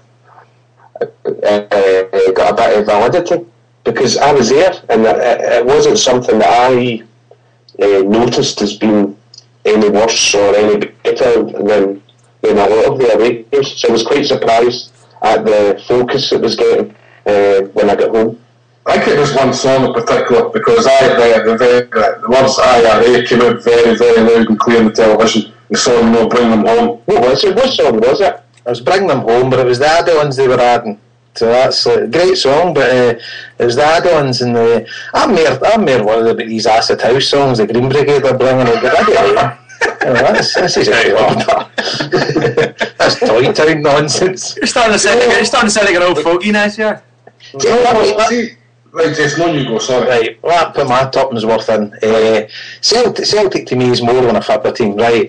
And if you're a Celtic fan, I love the culture that attaches itself to Celtic, and you're brought up in the Celtic sort of way.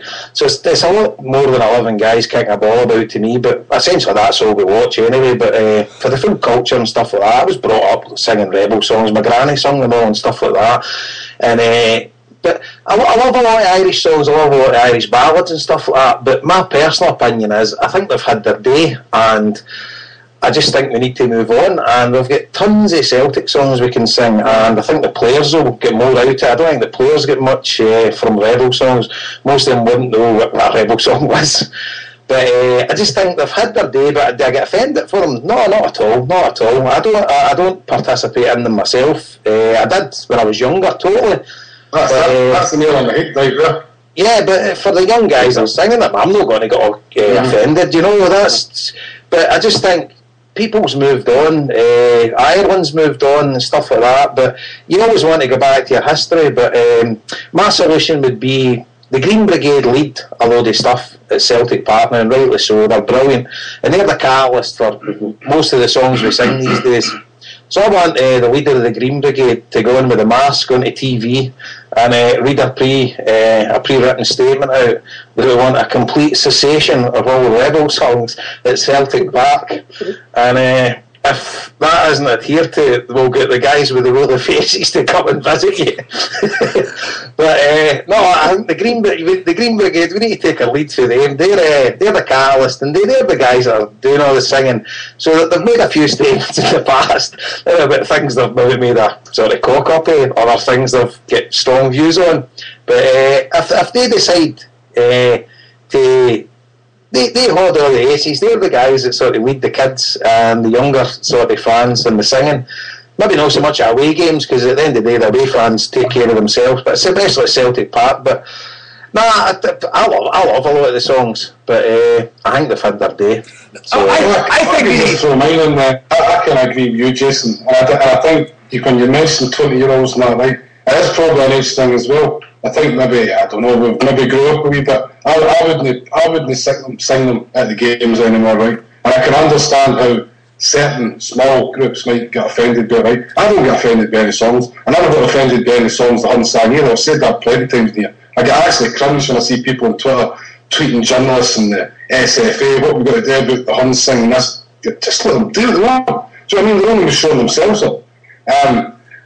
The thing that bothers me about the songs debate, and when it comes round every year, and it's the same with the pop and that, I hate the language some Celtic fans use against other Celtic fans.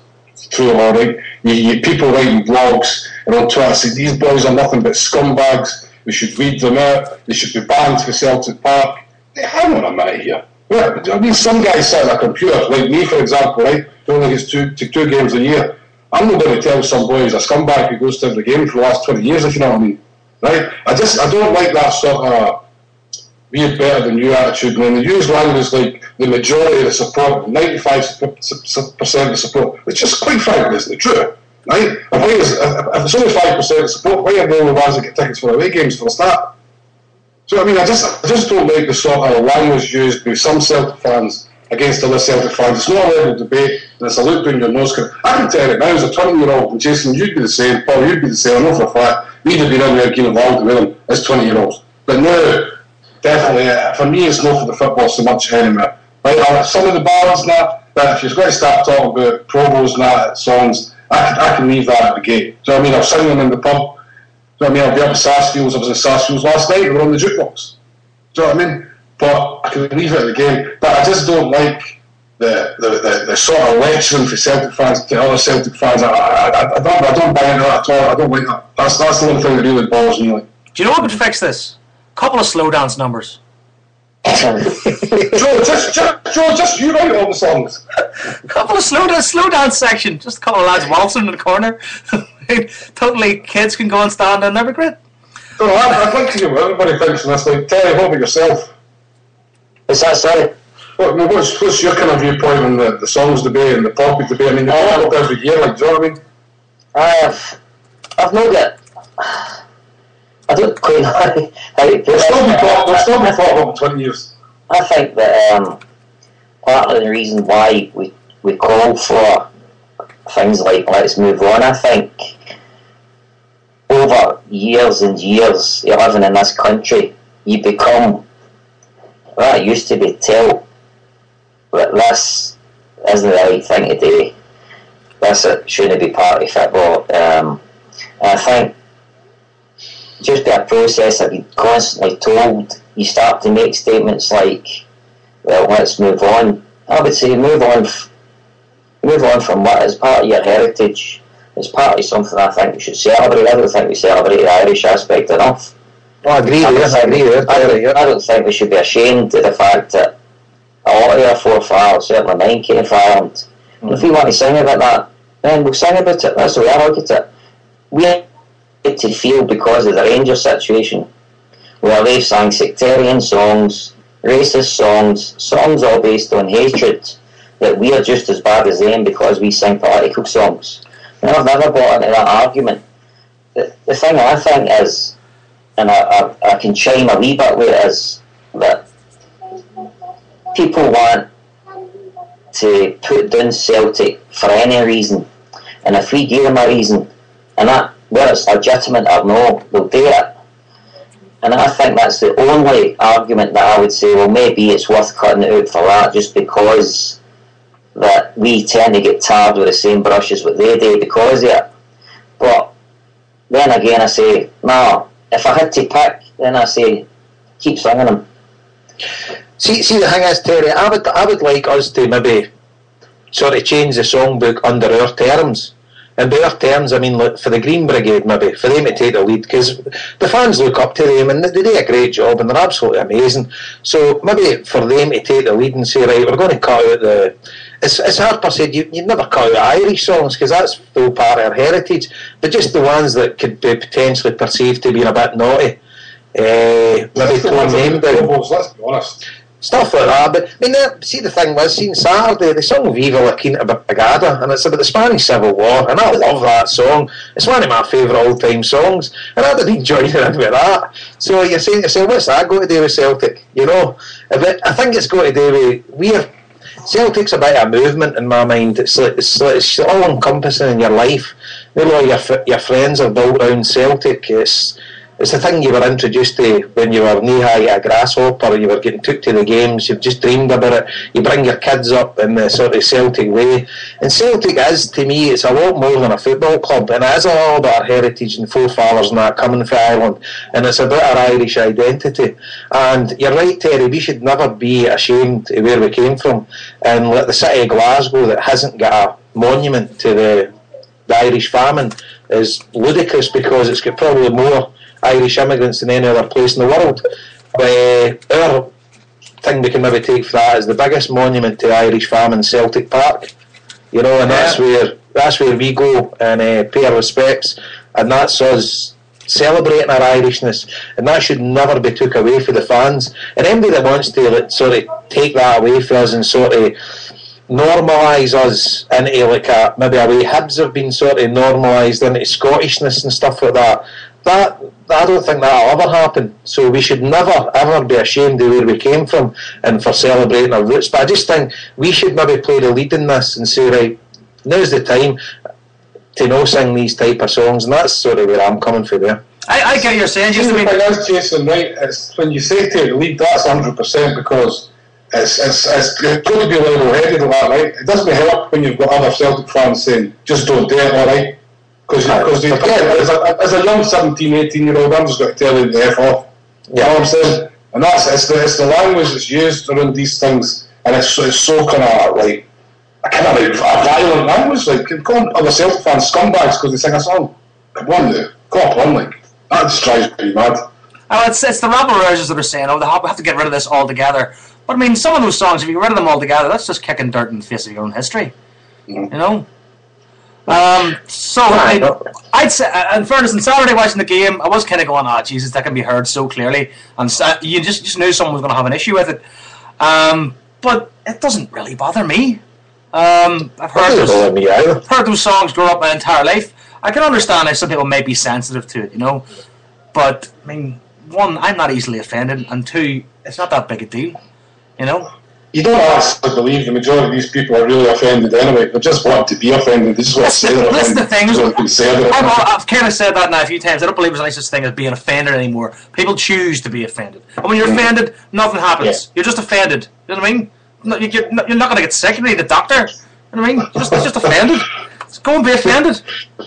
Anyway, so can we call it a day on that one then, yeah?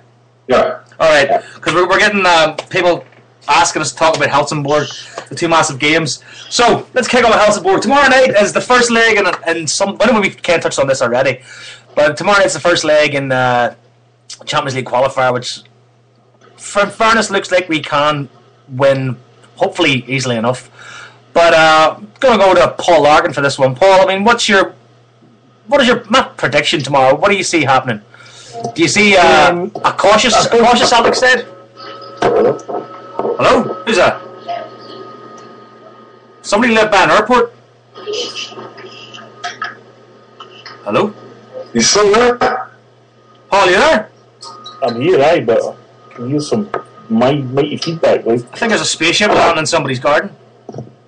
What's that noise? Are you getting feedback or are you just hearing the noise? Sorry? There was a noise there.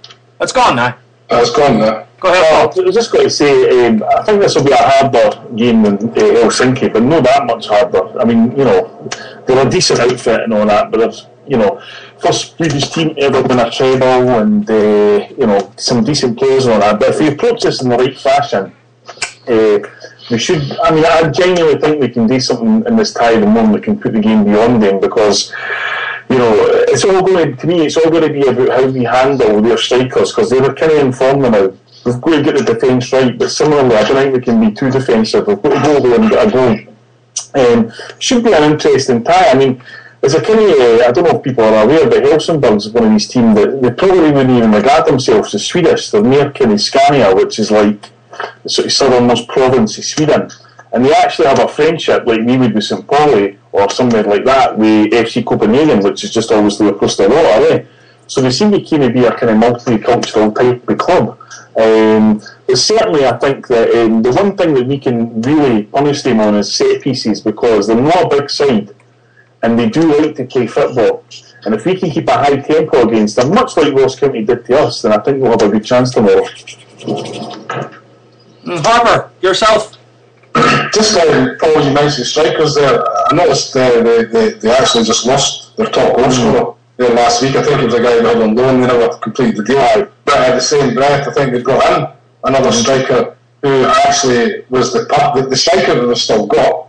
I think the guy that brought in was his strike partner for another club before. So this new guy coming in is probably going to hit the ground running because he knows his strike partner right away. But I'm not going to sit here and pretend. The only thing I know about Helsingborg is, as I said last week, and I saw the scarf was up in the pub in Sarsfields last night, drawing United by Helsingborg. I seen them 5 years ago. Henrik Larsson was playing. Took Henrik Larsson to the team. They were just an ordinary team. But that's 5 years ago. It's obviously not the same team. I'm not going to sit here and pretend I know anything about them because I don't. But just going with the standards, the Swedish football, stuff like that, as you say, it's probably a step up for Helsinki, but it shouldn't be a step too far. Didn't they recently say that genius, Bedoya? Yeah, he's playing right. Sure. Exactly. For the Huns. Yeah, I don't even know what he looks like. Google. You'll find his picture, no problem. He's gone for Celtic. I think tomorrow. I think it'll be a tough enough game. I mean, because away in Europe. They're all tough games. But it's such a big event. This morning, Joe, that it said that 3 Helsingborg players, including their captain, are out tomorrow's game due to injury. Anyone else hear that? I didn't hear that, no. That's good news, it's true. Yeah, I text my good mate Jim from Glasgow, text me that this morning, so I don't know, but I'm about the same with Harper. I don't really know much about them, but Swedish team, come on, what more do you want? You know, what more do you want to actually qualify for the biggest cup competition in the world, and obviously the richest. So at the end of the day, I'll take that every year. Give me a Swedish team, and that's no disrespect to any Swedish teams, but if you look at if we've got any aspirations at all, if you're getting the champions of Sweden, and Swedish national players are obviously very decent, but the vast majority play abroad. Yeah, There's not many of them playing in the Swedish leagues, and I dare say that they would dare say admit themselves they haven't got a massive club like Celtic playing that league. So it's funny, there's one wee anomaly for their history that when I was looking them up, is that actually written into their constitution is the belief and the commitment to play attacking football. Really? Aye, which is the only club in the world that's actually got that. They've actually got it written into the bylaws of the club that they have to be committed to play attacking football. That's pretty cool. Do you get fired then if you don't? I mean, it's not going to be an easy game by any stretch of imagination. We're not going to walk over them or anything like that. But we could get a result there, no problem whatsoever. It's no, I mean, it's like Jason says, Ken, it's no Sweden that we could have got a lot harder teams with the five that we could have got. I mean, Cludge would have been a real test for us. We've got a team that we should be beating, because if this was in the Champions League, we would be expecting to beat this team. We'd be expecting to beat them at Celtic Park, and we would be expecting to at least get a draw at their ground. I was a bit concerned. I was a bit concerned that they had beaten the Polish champions the last round, 6-1 in aggregate, and there's a guy that contributes to Celtic Quick News, and he said that that Polish team were the worst team to win the league there in many years, and they also lost a number of players. Sold their top striker and players or something. And I agree with both what Paul and Jason have said. We couldn't have asked for a better draw. But there's no guarantees here. I'm about 70% that we'll qualify, and I'm still terrified. That's Absolutely. It's the pressure. It's such a massive fixture. Terry covered it earlier, and it was always the same as the next Old Firm game is the most important, but it turned out the last one was the most important because we beat them and we'll never play them again. But you're talking about the Champions League, and with the money that's at stake here, and for the breathing space it can give the club, and the sort of springboard it can give us for the next few years, and then hopefully that can reverberate around Scottish football, and we can maybe share the wealth of that with some of the other clubs in Scotland. They can take the lead for us, we can actually sort of show them the way. And if when you think about it, say we're performing well in Europe, but we're still going away from home and drawn with teams like Ross County and stuff like that, it's got to speak volumes about the Scottish League, maybe the standard improving. That Dundee United, I know I'm digressing here, but Dundee United, that first half against Dundee, they were absolutely amazing. I watched the highlights. That looked like a really good game. Aye. See, another thing as well, right? And there was a tiny wee part of me that the first Champions League game and the music comes on and that, and I'll have a wee thought to some of my hand pals who I know will be watching, and they'll be sitting there gutted. That's just an added wee bonus for Neil. And John, I don't know if I told you, right? The boy in the pub next door says Celtic are in the Champions League. We can go in there and do HomeBhoys shows live because they've got the Wi-Fi straight after the game. We'll have a chat about the game, and we feed me and you free drink if we bring a couple of boys in and advertise the pub. So there you go. That sounds like a business to me. There's something in it for everybody. That sounds good to me. For us. Aye, me and Paul getting out of that. I thought you were talking about Jason at the start. Is he paid our flights there as well? Free drink on your talent, guys. I haven't even got the bus fare to go to Jaws tonight. Father's flying used to Scotland. Hi, Kier, can you swim? Sorry, I'm answering somebody here on Skype. I'll tell you what, I'm going to go around the table then, and I'm going to get the predictions, because we take notes of the predictions every week now. Obviously none of us got Ross County winning his draw, so tomorrow night I'm going to take I actually think Celtic's going to win 2-1 tomorrow night, so there you go. Paul? I'll go for a 2-2 draw. 2-2 draw. Jason? 1-1. 1-1. Joe? 1-0. Celtic. Celtic. Yeah. Brian? 1-1 as well. To who? I'm not looking. 1-1 to who? Terry? I'll go for 1-0 to Celtic. 1-0 to Celtic. So that's no bad. Maybe giving Rosenborg a win anyway. That'll do it. That'll do it. Hey, listen, I reckon tomorrow, before the game, all of our Facebooks and Twitters will be full up of lads getting photographs taken with Henrik Larsson's statue. Is that that's us our last 3 games away from home in Europe? I've not lost any. Sweet. Yep. It's gonna be a record. So maybe Neil Lennon's learned from the mistakes when he was a player, you know. And the team that we had, it was incredible that the record that we had away from home in Europe, you know, because we had some top quality players. And I mean, obviously, I was at the Ajax Amsterdam game. You know, that was one of the best performances you'll ever see a Celtic team. And tremendous over at Turin. We played brilliant, 2-0 down to one of the biggest teams in the world, bringing it back to 2 each, and then getting that daft penalty that never was a penalty. But you just, hopefully the tide's turning and maybe Lenny's learning, and because you can see the joy in Neil Lennon's face at the end of the Helsinki game and how much it meant to him, and I just hope he's got the same joy in the next couple of weeks. Yeah, definitely. Because I've already spoken to my wife about planning a trip away somewhere when the Champions League draw comes out, if we do get through, and just things like that to look forward to. You know, European football is so exciting, especially when you're a Celtic supporter, because you're always going to be the underdog, and it's always nice to be the underdog, especially when you know the team can possibly perform and deliver, because then it just makes you feel like you're taking on the world. You know. So what team do you think will put out? Jason, that just came out because Michael, I'm going to try to pretend to say that something, but it's Mr. Mac Fun for Twitter. He's saying, I mean, you're saying the team, do we know who's going to be fit? Because that's a big thing. I mean, is Hooper going to be fit? Stokes going to be fit? I don't know. I believe for Saturday, Hooper, Brown and Forrest have all travelled. Stokes is disabled. Right.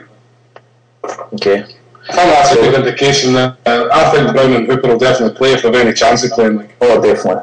Definitely. So who would drop at the midfield then from Saturday? Well, Nyama's suspended.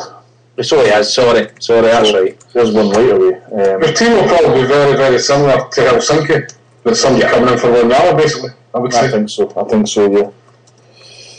And would we be happy with that team? Mm-hmm. I would be. Because you get Samaras in his proper position again, you've got a natural goal scorer playing, you get to drive with Scott Brown replacing Nyama, I think you're fine. Aye. Because even Scott Brown at the start of the game in Helsinki could have scored, and that's the type of player we remembered for his days at Hibs. Mm-hmm. You know, bursting forward, making the runs into the box and sticking the ball away. And he does it sometimes for us, and you think to yourself, why can he not do this more often? Same as Samaras scores with the odd header, and you're saying, why can he not do this more often? And it's just like Terry was saying earlier with Joe Ledley. You know, you're like, he's disappearing. And you're right, Terry, because see, when you think about it, sometimes I'm watching the game, you're at the game, and it's half an hour in, and you don't even realise Ledley's playing.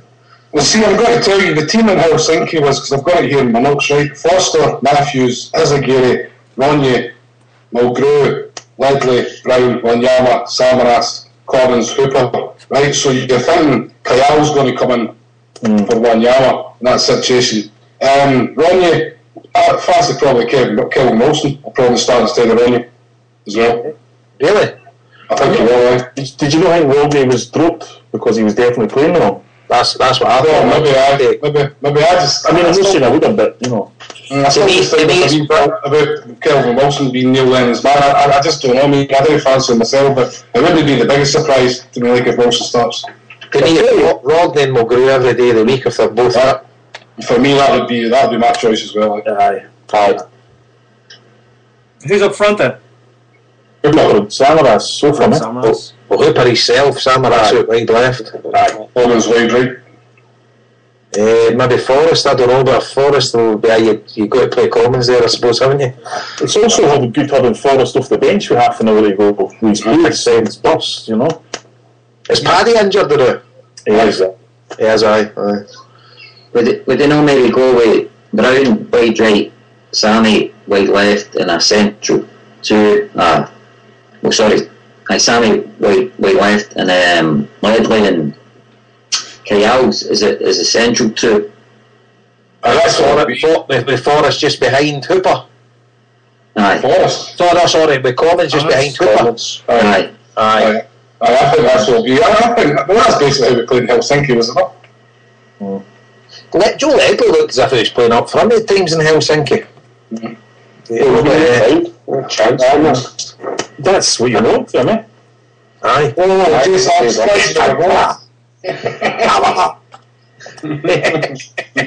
What the hell? 1-0 Everton.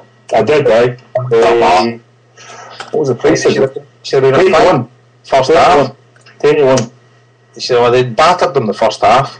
But there you go. The funny thing about that, I don't know if any of you noticed, see, Man United, I know they say you don't read too much into pre-season friendlies, but I was going to take Man U to beat Everton, and I had a look tonight, and Man United haven't won any of their last 6 games, friendlies, this season.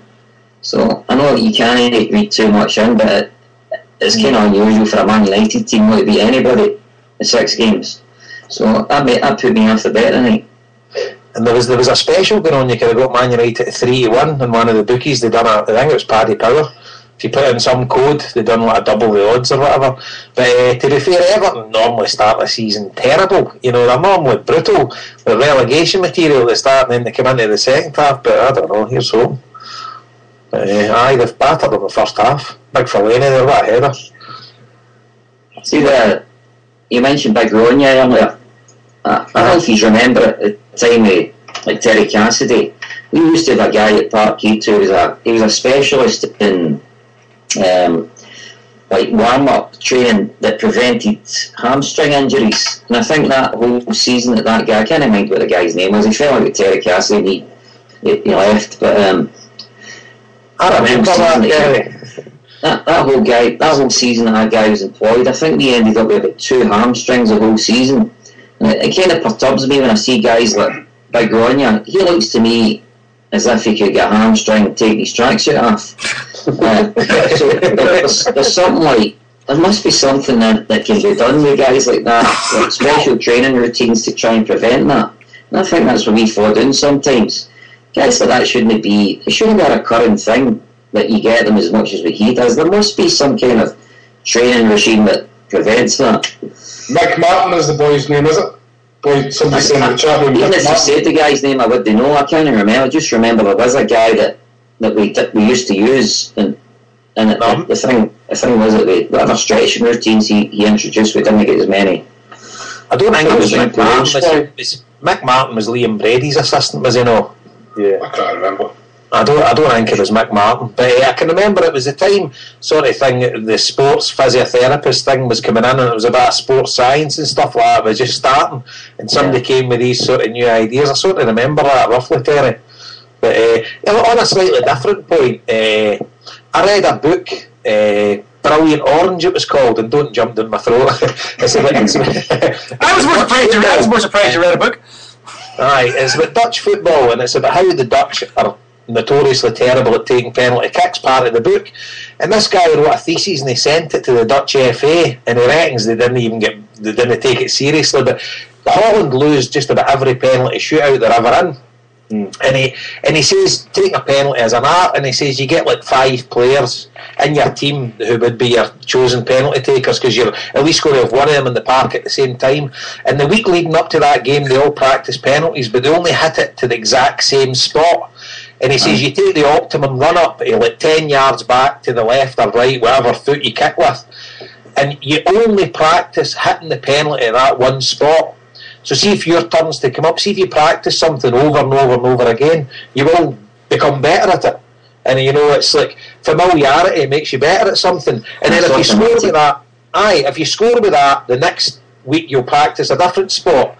But everybody keeps practicing this spot, and then somebody will be there, and then they take the penalty kick. And he says it would increase your chances of scoring by about 30%, because the worst thing people can do is they run up and change their mind halfway up and stuff like that. Yeah. You know, and if you've got one place where you constantly practice, I mean, it just makes common sense, doesn't it? And the amount of times we've maybe lost a game, or we've not won a game, or whatever, on the back of a penalty kick.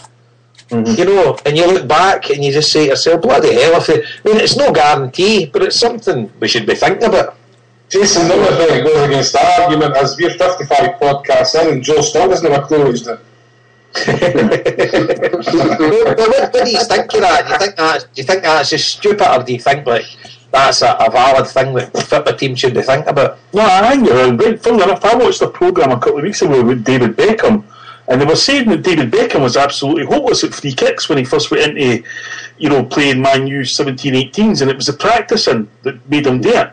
Every single day after the training and that, and then Cantona came in and he inspired them all to kind of keep practicing. And I totally agree with you, Jason. I think it's stupid that we actually have to even talk about the fact that if you practice at things, you'll be better at it. That'll be dismissed, and it's dismissed by so many ignorant managers who will say, "Oh, well, you can't replicate a penalty shootout, so there's no point in even trying to." Well, how can you know? It's a guy hitting a ball past the goalkeeper, isn't it? It's supposed to be shutting the crowd out, shouting the crowd out anyway, Yeah, I've got a lot of sympathy with that argument. I was watching Lustig on Saturday, and when I thought he'd not a bad game, he's obviously, when people talk about one-fitted players, they usually talk about left-fitted players, but he's a one-fitted, right-fitted player, and it was shown at their free kick that led to the goal. Anybody, I'm left-fitted, so I spotted it, but that tackle that he made should have been made with his left foot, but because he's not got confidence in his left foot, he reaches there with his right foot to make a tackle, and that split second means he mistimes it, pulls the guy down. To me, I think it's criminal that football players haven't got enough confidence to use 2 feet. That should be something that's hammered into you if practice until you can make a tackle with your left foot. Aye. If you're 14, 15-year-old and you've obviously got a potential future career in football and you can only kick with your right foot, the next 2 months you're playing, the guy should be telling you can only hit with your left until you get good with it. Well, one of the things the SAP have implemented in the last 3 months, I would say, and it was because my lad plays for Spartans, is all training sessions that involve a football have to be 3-a-side matches. That's all you're going to do. And I tell you, they have come on leaps and bounds because of the amount of times they have to use both feet, have to tackle, have to block, have to shoot, and all that kind of thing. Again, just practicing all the time in high pressure situations, and it's just working wonders. And that, as you say, it's like you shouldn't be the daisy. I'm left footed, I'm right footed. Should be long over. You should be comfortable with both feet if you're going to make it at a professional level. Yeah. Tosh McKinley was great. Mind, he used to run in the circle to get out his left foot. But I think you're right, Jason, in terms of practicing those penalty kicks, and I think we can learn from all sports as well. I know the Olympics is just finished and we've all got mixed views on it, but there was a cycling team with and the way they approached it was the aggregation of small gains. So every aspect, they looked at every single aspect of what made up a cycling race, and if they could make all parts of that 1% better, then they were getting aggregating far better performance out of each rider. And I think football and all other sports could do the same with those training methods. You touched on it with the penalties. Paul's touched on it with getting the kids playing smaller teams and just getting that 1% better at everything you do in terms of controlling the ball, in terms of passing the ball, in terms of tackling, being able to use the ball with both feet, and getting all those small gains and aggregating them, then you get a far better product at the end of it, a far better performance, far better player. And Paul, you said something there about Beckham, right? And see all these great free kick takers, right? And then when you hear people talk about them, they talk like Nakamura, for example, right? Whenever somebody spoke to Gordon Strachan about Nakamura, right, the first thing Gordon Strachan would say, well, he's there every day for 2 hours just taking free kicks. Do you know what I mean? It's practice makes perfect. When you hear about these great players that are great at a certain thing, you actually hear about how much they practice it. Yeah, because if you I think they've actually got somebody just now who could become as good as Nakamura if he practices a bit more, and that's Charlie McGrew. I think he's got everything that's required, because that life Peggy has, I think it's his main strength. I know people talk about his left back as a centre half, but for me, he's in my team every week because his delivery. The delivery he puts in, we saw in the last game away in Europe, but countless other times. I think Charlie, he has got everything in terms of hitting free kicks, but maybe to take that extra step, he just needs to practicing. I mean, I don't know if that's true or not, but I think his delivery is absolutely superb. Did anybody see the Nakamura video, the Japanese television show, and putting the ball in the moving bus? That's crazy. Waiting for the Mulgrew one in Buchanan Street or something. You only see that in Japanese TV. Only Japanese TV would think of something like that. I mean, but I think Terry makes a great point there, because Charlie Mulgrew, even when he was with Aberdeen, you used to see some of the goals he would score for them, and you're like, I mean, obviously he's done that himself. He's sort of practiced that, because I don't mind that he's 4-2 at Aberdeen. He caused the 4 of them. I made the 4 of them. He's a tremendous player, an absolutely tremendous player, and even he's reading of the game as well, because he's one of our biggest threats up front as well. So even like a cross ball comes in, his headers and stuff like that. He's one of the few guys in our team that can header a ball. And me and Harper, I don't know what your views on this are, Terry. We were speaking about it last week that he's excellent in the opposition's box, but he's not so great as a defensive guy, like heading the ball out the box. You think it's a totally different skill? I think Charlie's probably still learning the centre half game. He's been a left back and he's put into central defence, and maybe that isn't his strong point in there. But as I keep going back, I mind when David Beckham was at Man United, for instance, he get this thing into his head that he was a central midfielder. Never in a million years do you waste that crossing talent by putting him in, because he's a cross that could pick you a centre forward time and time again. So to me, David Beckham all day long was that wide player. For me, Charlie all day long is a guy that can break the defence when the time's right, and he can put in wonderful crosses, or he can take wonderful free kicks. For that reason, he'd been my team all the time, and get an experienced centre half in alongside him, and he'll come on a ton. See nowadays as well, with football as well, now you've got like your Opta stats, so all the stats are available to tell you what type of player is most effective in your team and how you make most of your goals. You know, you've got a touch of a button now. So when people are actually, do you think clubs are professional enough to actually target players to come to their team that suits the way that the team currently plays, or do you think they just say, oh, he's a great player, we'll go for him? Because the example I would use was Chelsea going for Fernando Torres. Fernando Torres scored nearly all his goals with Liverpool, was playing in a counter-attacking system, using his pace and the shoulder of the last defender. He goes to Chelsea, they play slow build-ups, and he's deemed ineffective really, because his full game was about his pace. Yeah. So obviously he came onto the fore playing away to Barcelona and stuff like that, because obviously they had to defend. So he's like, there's probably nobody better in the game than him that can burst forward for a counter-attacking position. So you'd say, why did Chelsea sign him? Do you think clubs actually sign a player based on the way they set their formation up, or they just sign somebody because that he's a good player and he could do well with us? Well, Partick Thistle, there was an interesting one in this summer. I mean, they thought our players are good enough to win the first division, but they're too inconsistent. On all day, we're better than anybody in the league, but we can't get every week. So what's the problem? So they analysed it in the summer, and they said the problem, their theory is the problem is recovery time. Our players are not recovering properly between games. So they brought in a woman who changed the whole routine, changed the diet, the nutrition in it, changed the performance levels, changed the training, changed everything. And I mean, it's still early, but they've won 9 games in a row since the start of the season. I've actually got a lot of interest in, like, also what you might call it, but, training routines and health and diet and stuff like that. I was talking to a guy in the pub on Saturday after, just we mentioned about different training routines. I know it's a bit of a contradiction. I was thinking that. We can't about remember a couple of years back. There was a Danish guy, a professor called Jens Bangsbo. He's a bit of a name. And he used to advise the Danish national team. And the way he set up the training was, if you were a defender and you were an attacker or a goalkeeper, you had different training routines. You weren't just tramping around the pitch and doing stamina work. Like the forwards would do sprint work, the defenders would be turning. It would be match situation training routines.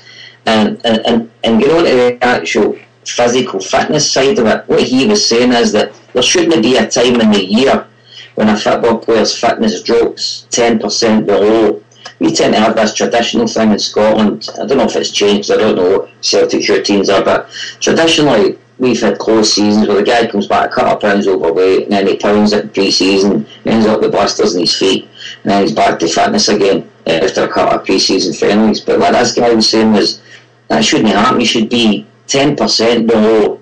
Have a routine when the season stops. You have a training routine that keeps you within 10% of this kind of general level of fitness, so that you're not having to put this effort in the pre-season. But I also think on diet. I mean, I'm a low carb. I'm into low carbohydrate, and a lot of people say, well, athletes can't do that because you need the carbs to sustain your energy. But I've been reading a lot of stuff that Iron Man and that, and how your body can be adapted within 2 weeks to burning fat rather than carbohydrate, and you don't suffer. So I think there's a lot of tradition in football that tends to say eat chicken and pasta in the morning of the game. To me, eating pasta in the morning of the game, you're taking up a lot of energy to even just actually assimilating that in your body, digesting it. So I think there's a lot of things that football clubs are set in their ways. That's the way it's always been done, and I think diet, fitness routines are one of the areas, or two of the areas. I think Terry, I think society in general is a bit that's the way it's always been done. If any work you go into, people have been doing the same job for 20 years, they don't think it could be done any better. That's the way it's always been done. Radio Clyde and stuff like that, Namby Pamby, the Rotten Mob, that's the way it's always been done.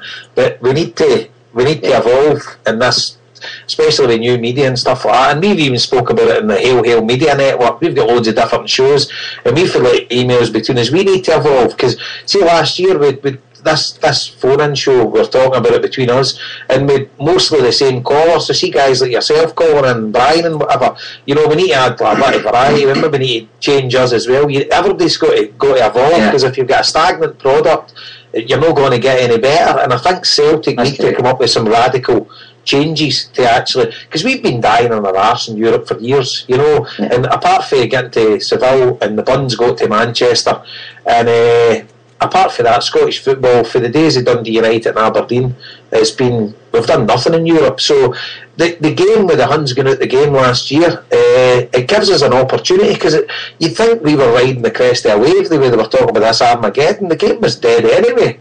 So this gives us an opportunity to sort of reinvent our product. One of the things that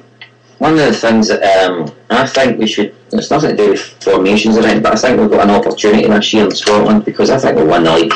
Can't, I think Trent Holiday. But one of the things I would like to see is, I'd like to see an ethos reintroduced at Celtic. I mean, I was spoiled that. I'm 52. When I was growing up, by the time I was 10, Celtic played 2 European Cup finals, had won 9 titles. So I was used to watching guys. My thinking when I think about great Celtic teams was, for the first whistle, you're pounding them. For the first whistle, if you're getting beat, you're pounding them till you get back in the game. I think one of the things that I don't like about the present Celtic team, and I haven't liked about any of the Celtic teams in the last few years, is we play at the wrong tempo. I think we should be looking from the word go, whether it's a fitness routine or whatever, we should be going out to steamroll our teams in the first 15-20 minutes and try and sustain it. Get to a level of fitness. I mean, I look at Chris Commons, for instance. To me, he looks 10 pound overweight. There might be that stripped. I know he scored a goal in the last minute, but I think he doesn't look as sharp as he could. And I don't think Gary Hooper's as sharp as he could. I always remember something that Alan Wells' wife says, I don't think it's changed much. She said that your average football player should be ashamed of themselves when they look at an athlete and how he trains compared to how they train.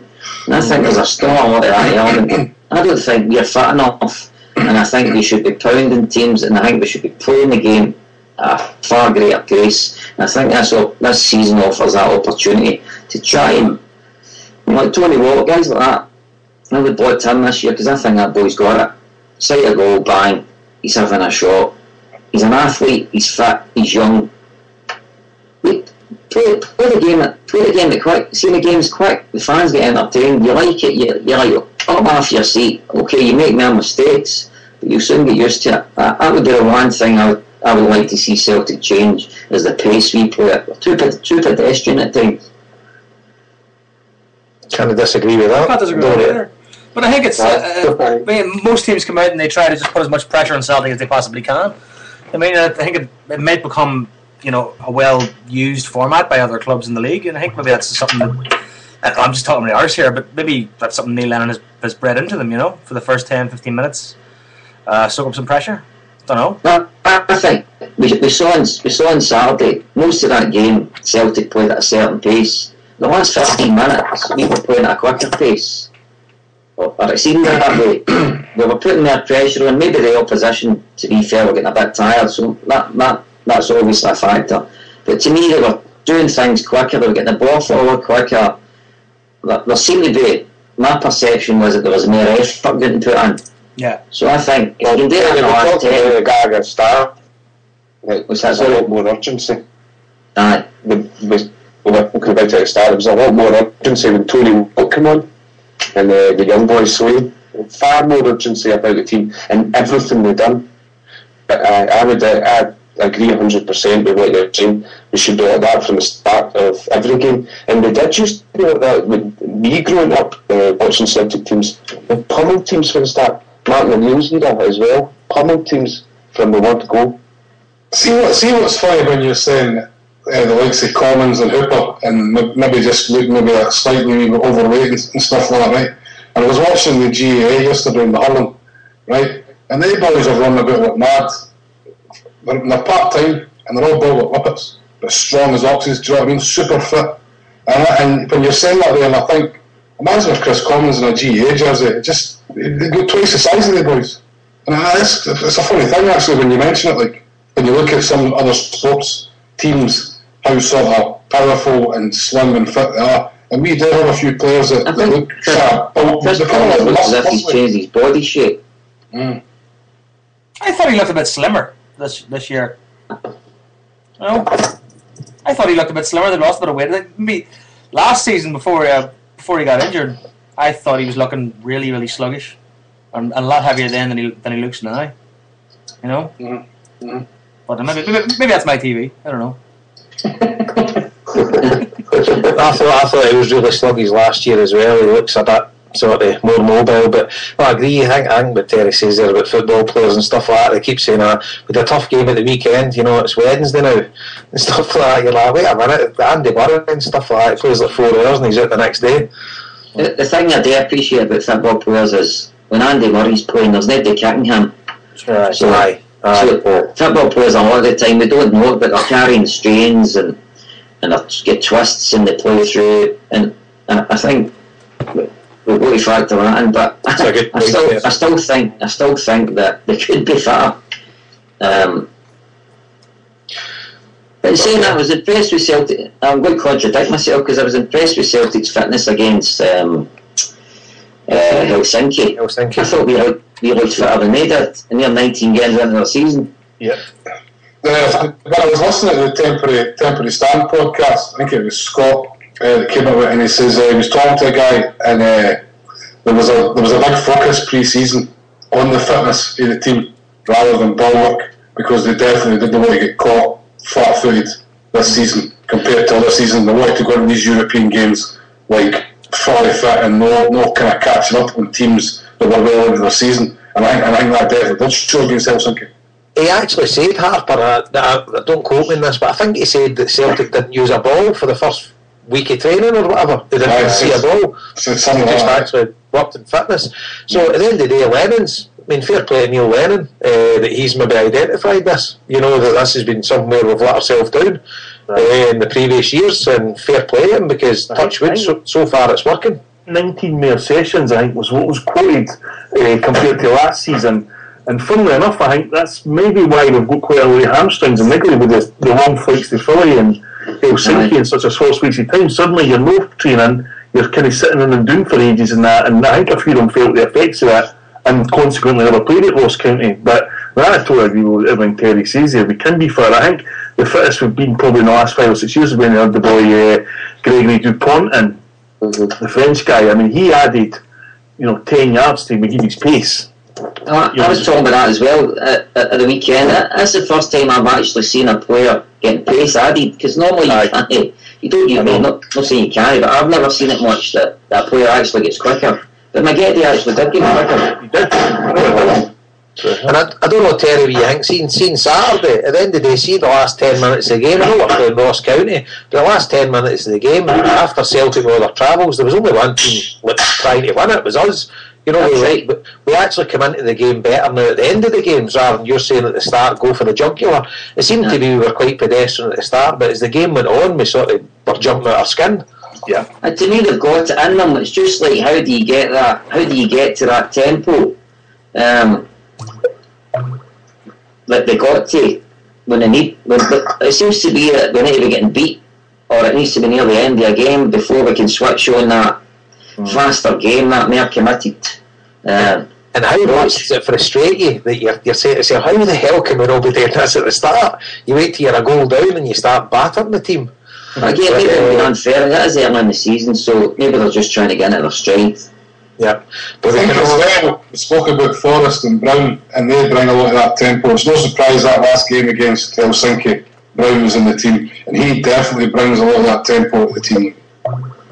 I don't know if any's ever read, I think it was Roy Keane that was saying this in his book. I might be getting mixed up with somebody else, but definitely somebody said that it was they were doing a lot of training, like running, stamina work. I think it was Roy Keane, and this guy says to him, he says, look, Chuck doing that stamina work, he says, because if you've got a burst of pace and you do stamina work, if you're like 10 pound in the miles, he says it'll take that away from you. And I don't know what the science is behind that, but Roy Keane stopped doing stamina work because of what this guy said, that like, that burst that he would like to do in a game would be affected if I don't know, maybe you're training certain muscles by running medium to long distance, but he stopped doing it because of that. So I think, as I was saying earlier, there needs to be a variety in the training, like give the front players to like turning and being quick and sprinting, and maybe the defenders to be turning the other way and sprinting. I don't know how, but like the old fashioned training was you were running around a track and running up a hill or down a hill. Well, the thing is, though, Lisbon Lions, they were running around the track and some of them were nipping into the jungle for a fag and stuff like that. I was talking to a guy the other week who played for Dundee United back in '99. Irish guy. And we talked about this very thing about, you know, like training methods and the differences. And he says that when you're at football clubs, there's constantly new things coming up. And he said the time he noticed that is when he was coming towards the end of his career, he was playing against younger lads. This is when the whole thing about strengthening the core, the idea of strengthening the core in your body came to the fore, you know. And he said that he hadn't trained like that. He'd been trained like run, work on the legs, work on this, work on that. Everything was very separate.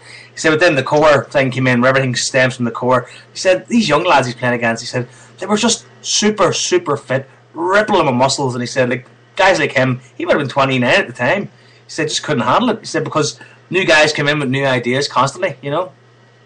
Is this your cousin that played for Linfield? No, it's actually a guy who played for Dundee United called a guy called David Worrell. It's been mentioned a couple of times in reference to Paddy's fitness, that they said that his core fitness needed to be improved. But I think Paddy, a couple of times I saw him, he looks a bit fit. I actually wrote a mad letter to Neil Lennon. He probably thinks I'm a headbanger. But when I was telling you that I've got like a kind of interest in fitness and diet and stuff, one of the interests I've got is in a vitamin called vitamin D.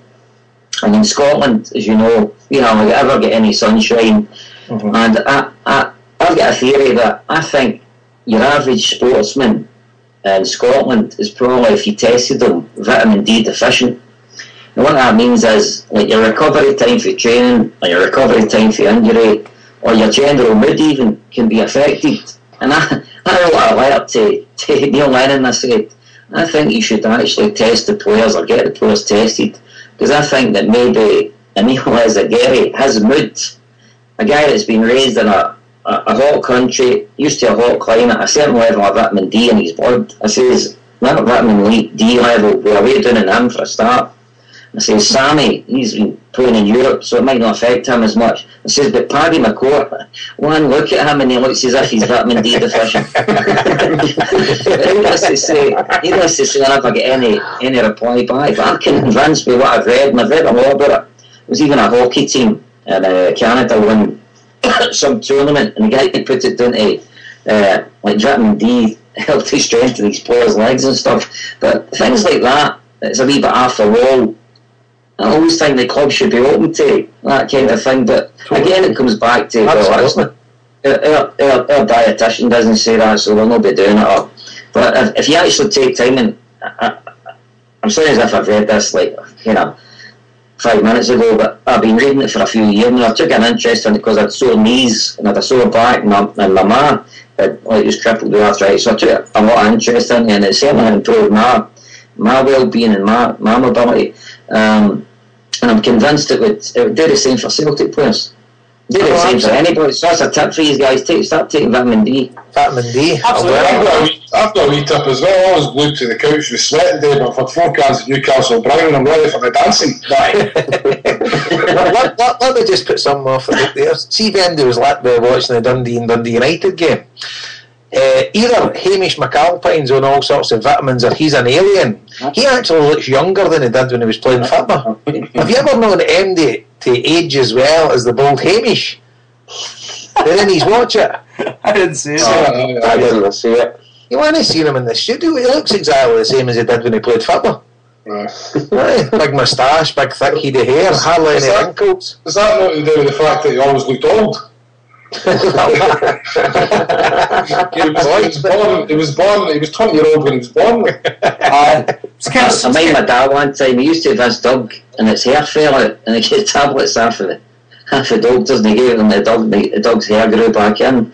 So my dad started taking him to see if it would work on him.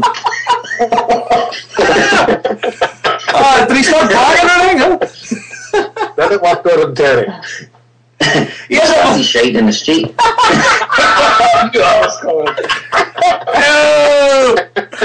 Brilliant, mate. Vitamin D. All we have to do is get Paddy McCourt a suntan and he'll be grand. That's it. Right, Joe, I don't know, we're kind of meandering there, we're nearly hitting 2.5 hours. I think we'll just wrap it up. There was meant to be a caller coming in, but no such luck. I was going to say, guys, I wasn't sure like me, but etiquette from my point of view, I've been on the line and maybe I've been hogging it. If I hang up, is that after my first call, I better just hanging up and just like in case anybody else is coming on. No, Terry, the way we kind of work it is, right, if you came on, if anybody else wanted to call in, we just add them to the call, and if we get too many, we'll just start knocking people off, but we have nobody else called in. So. Well, a couple of people did call in, but I was kind of saying, because we're all on Skype tonight, because the internet probably can't handle it, not in my house anyway, that we try and keep it the one caller at a time. For future reference, if I'm ever on and like it's a situation you need to cut me off, no problem. I'm pretty used to that. A chance of knocking Joe off or something and keeping you on, like so. Listen, guys, I'm getting the eye from my missus, so I better leave. It was fantastic being on your show. Good stuff, Ty. Thank you very much. Thanks for calling in. That was brilliant. Cheers, mate. Right. So, I'd say we're just going to wrap this up then. Any announcements to be made, Harper? I just a wee apology. I tweeted that there would be a quiz to win the books and that as usual, but I was too hungover and it was too much to try and put anything together. Real announcements. We have a sort of something we'll be launching. HailHailMedia.com. Something pretty special. I'm very excited about. That'll be getting launched during the Beyond the Waves show on Saturday. So everybody should keep an eye on HailHailMedia.com on Saturday. Whenever the Beyond the Waves are on, it'll be getting announced then. That's about it really now. Just check out the rest of the podcast. Man, we're up to 11 now. We've got the 90 minute Senate just joined us, Paradise Report, the Green Room, Rebel podcast. In Australia, they say they're going to be picking up and getting at least one a fortnight. The Mets boys, the baseball, Beyond the Waves, live after the games. To everybody stand. BJ Matt's very own TikTok. I don't know if they're recording right, Brian, are they? No, not tonight. No, obviously they can't without you, know what I mean? No, it's true. tweeted earlier at the start. And we've got a Paradise preview and the Lost Boys podcast. The Lost Boys say they're going to be up in their game. I think they've got an interview with the boys from the Blackpool convention happening sometime this week. I think he's interviewing them on Friday. And of course, I'll be hosting Over and Over again this Friday night. So if you're one of these people with the delicate ears, I wouldn't bother tuning in that right now. So that's it. I have nothing else to add. Anybody else? Anything you want to plug? No, happy enough. Everton still beating Man United 1-0. There you go, happy days. Injury time. Just buy my books, that's it. Lift86.com, only available for 2 weeks. Bramport night sold out, even though we're not charging. Well, we're charging Jason to go, right, but that's about it. I wouldn't have it any other way, mate.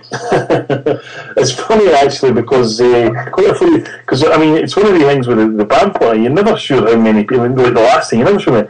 And we've got like 150 people doing, and about 30 on a reserve list. And virtually all of them were asking, like, you know, is it going to be Jason doing the MC again? Aye, is it going to be? So we've got a fan club developing for you there, Jason. There you go. Oh, have you got the patter? Have you on stage? I done no bad the last time. Right? No, you remember that? No, I can't remember a thing. I get told. Celtic won the league that day. You wouldn't expect me to remember everything. TikTok recorded. Oh no, that was embarrassing. Seeing I listened back to that, bloody hell, man. How was the edited version?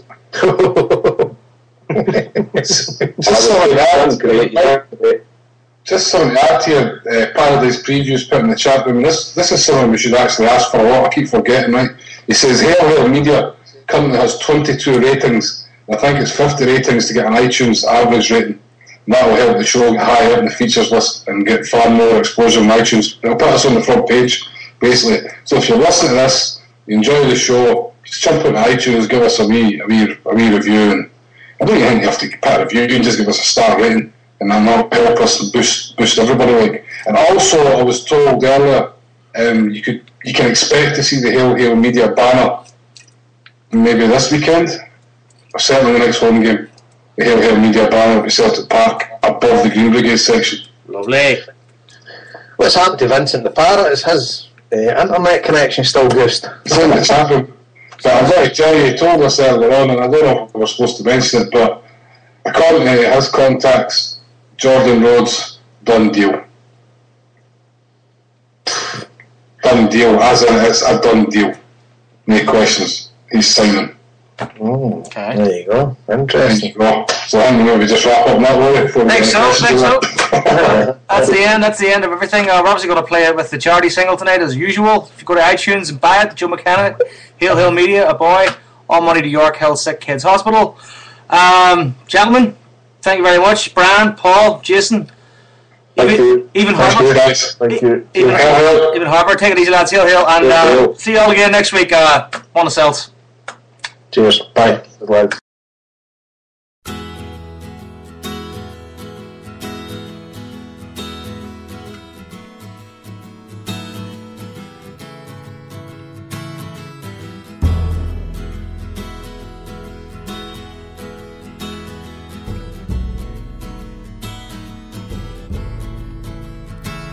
On a cold grey morn, on a Glasgow street, a young boy in torn clothing has a ball at his feet.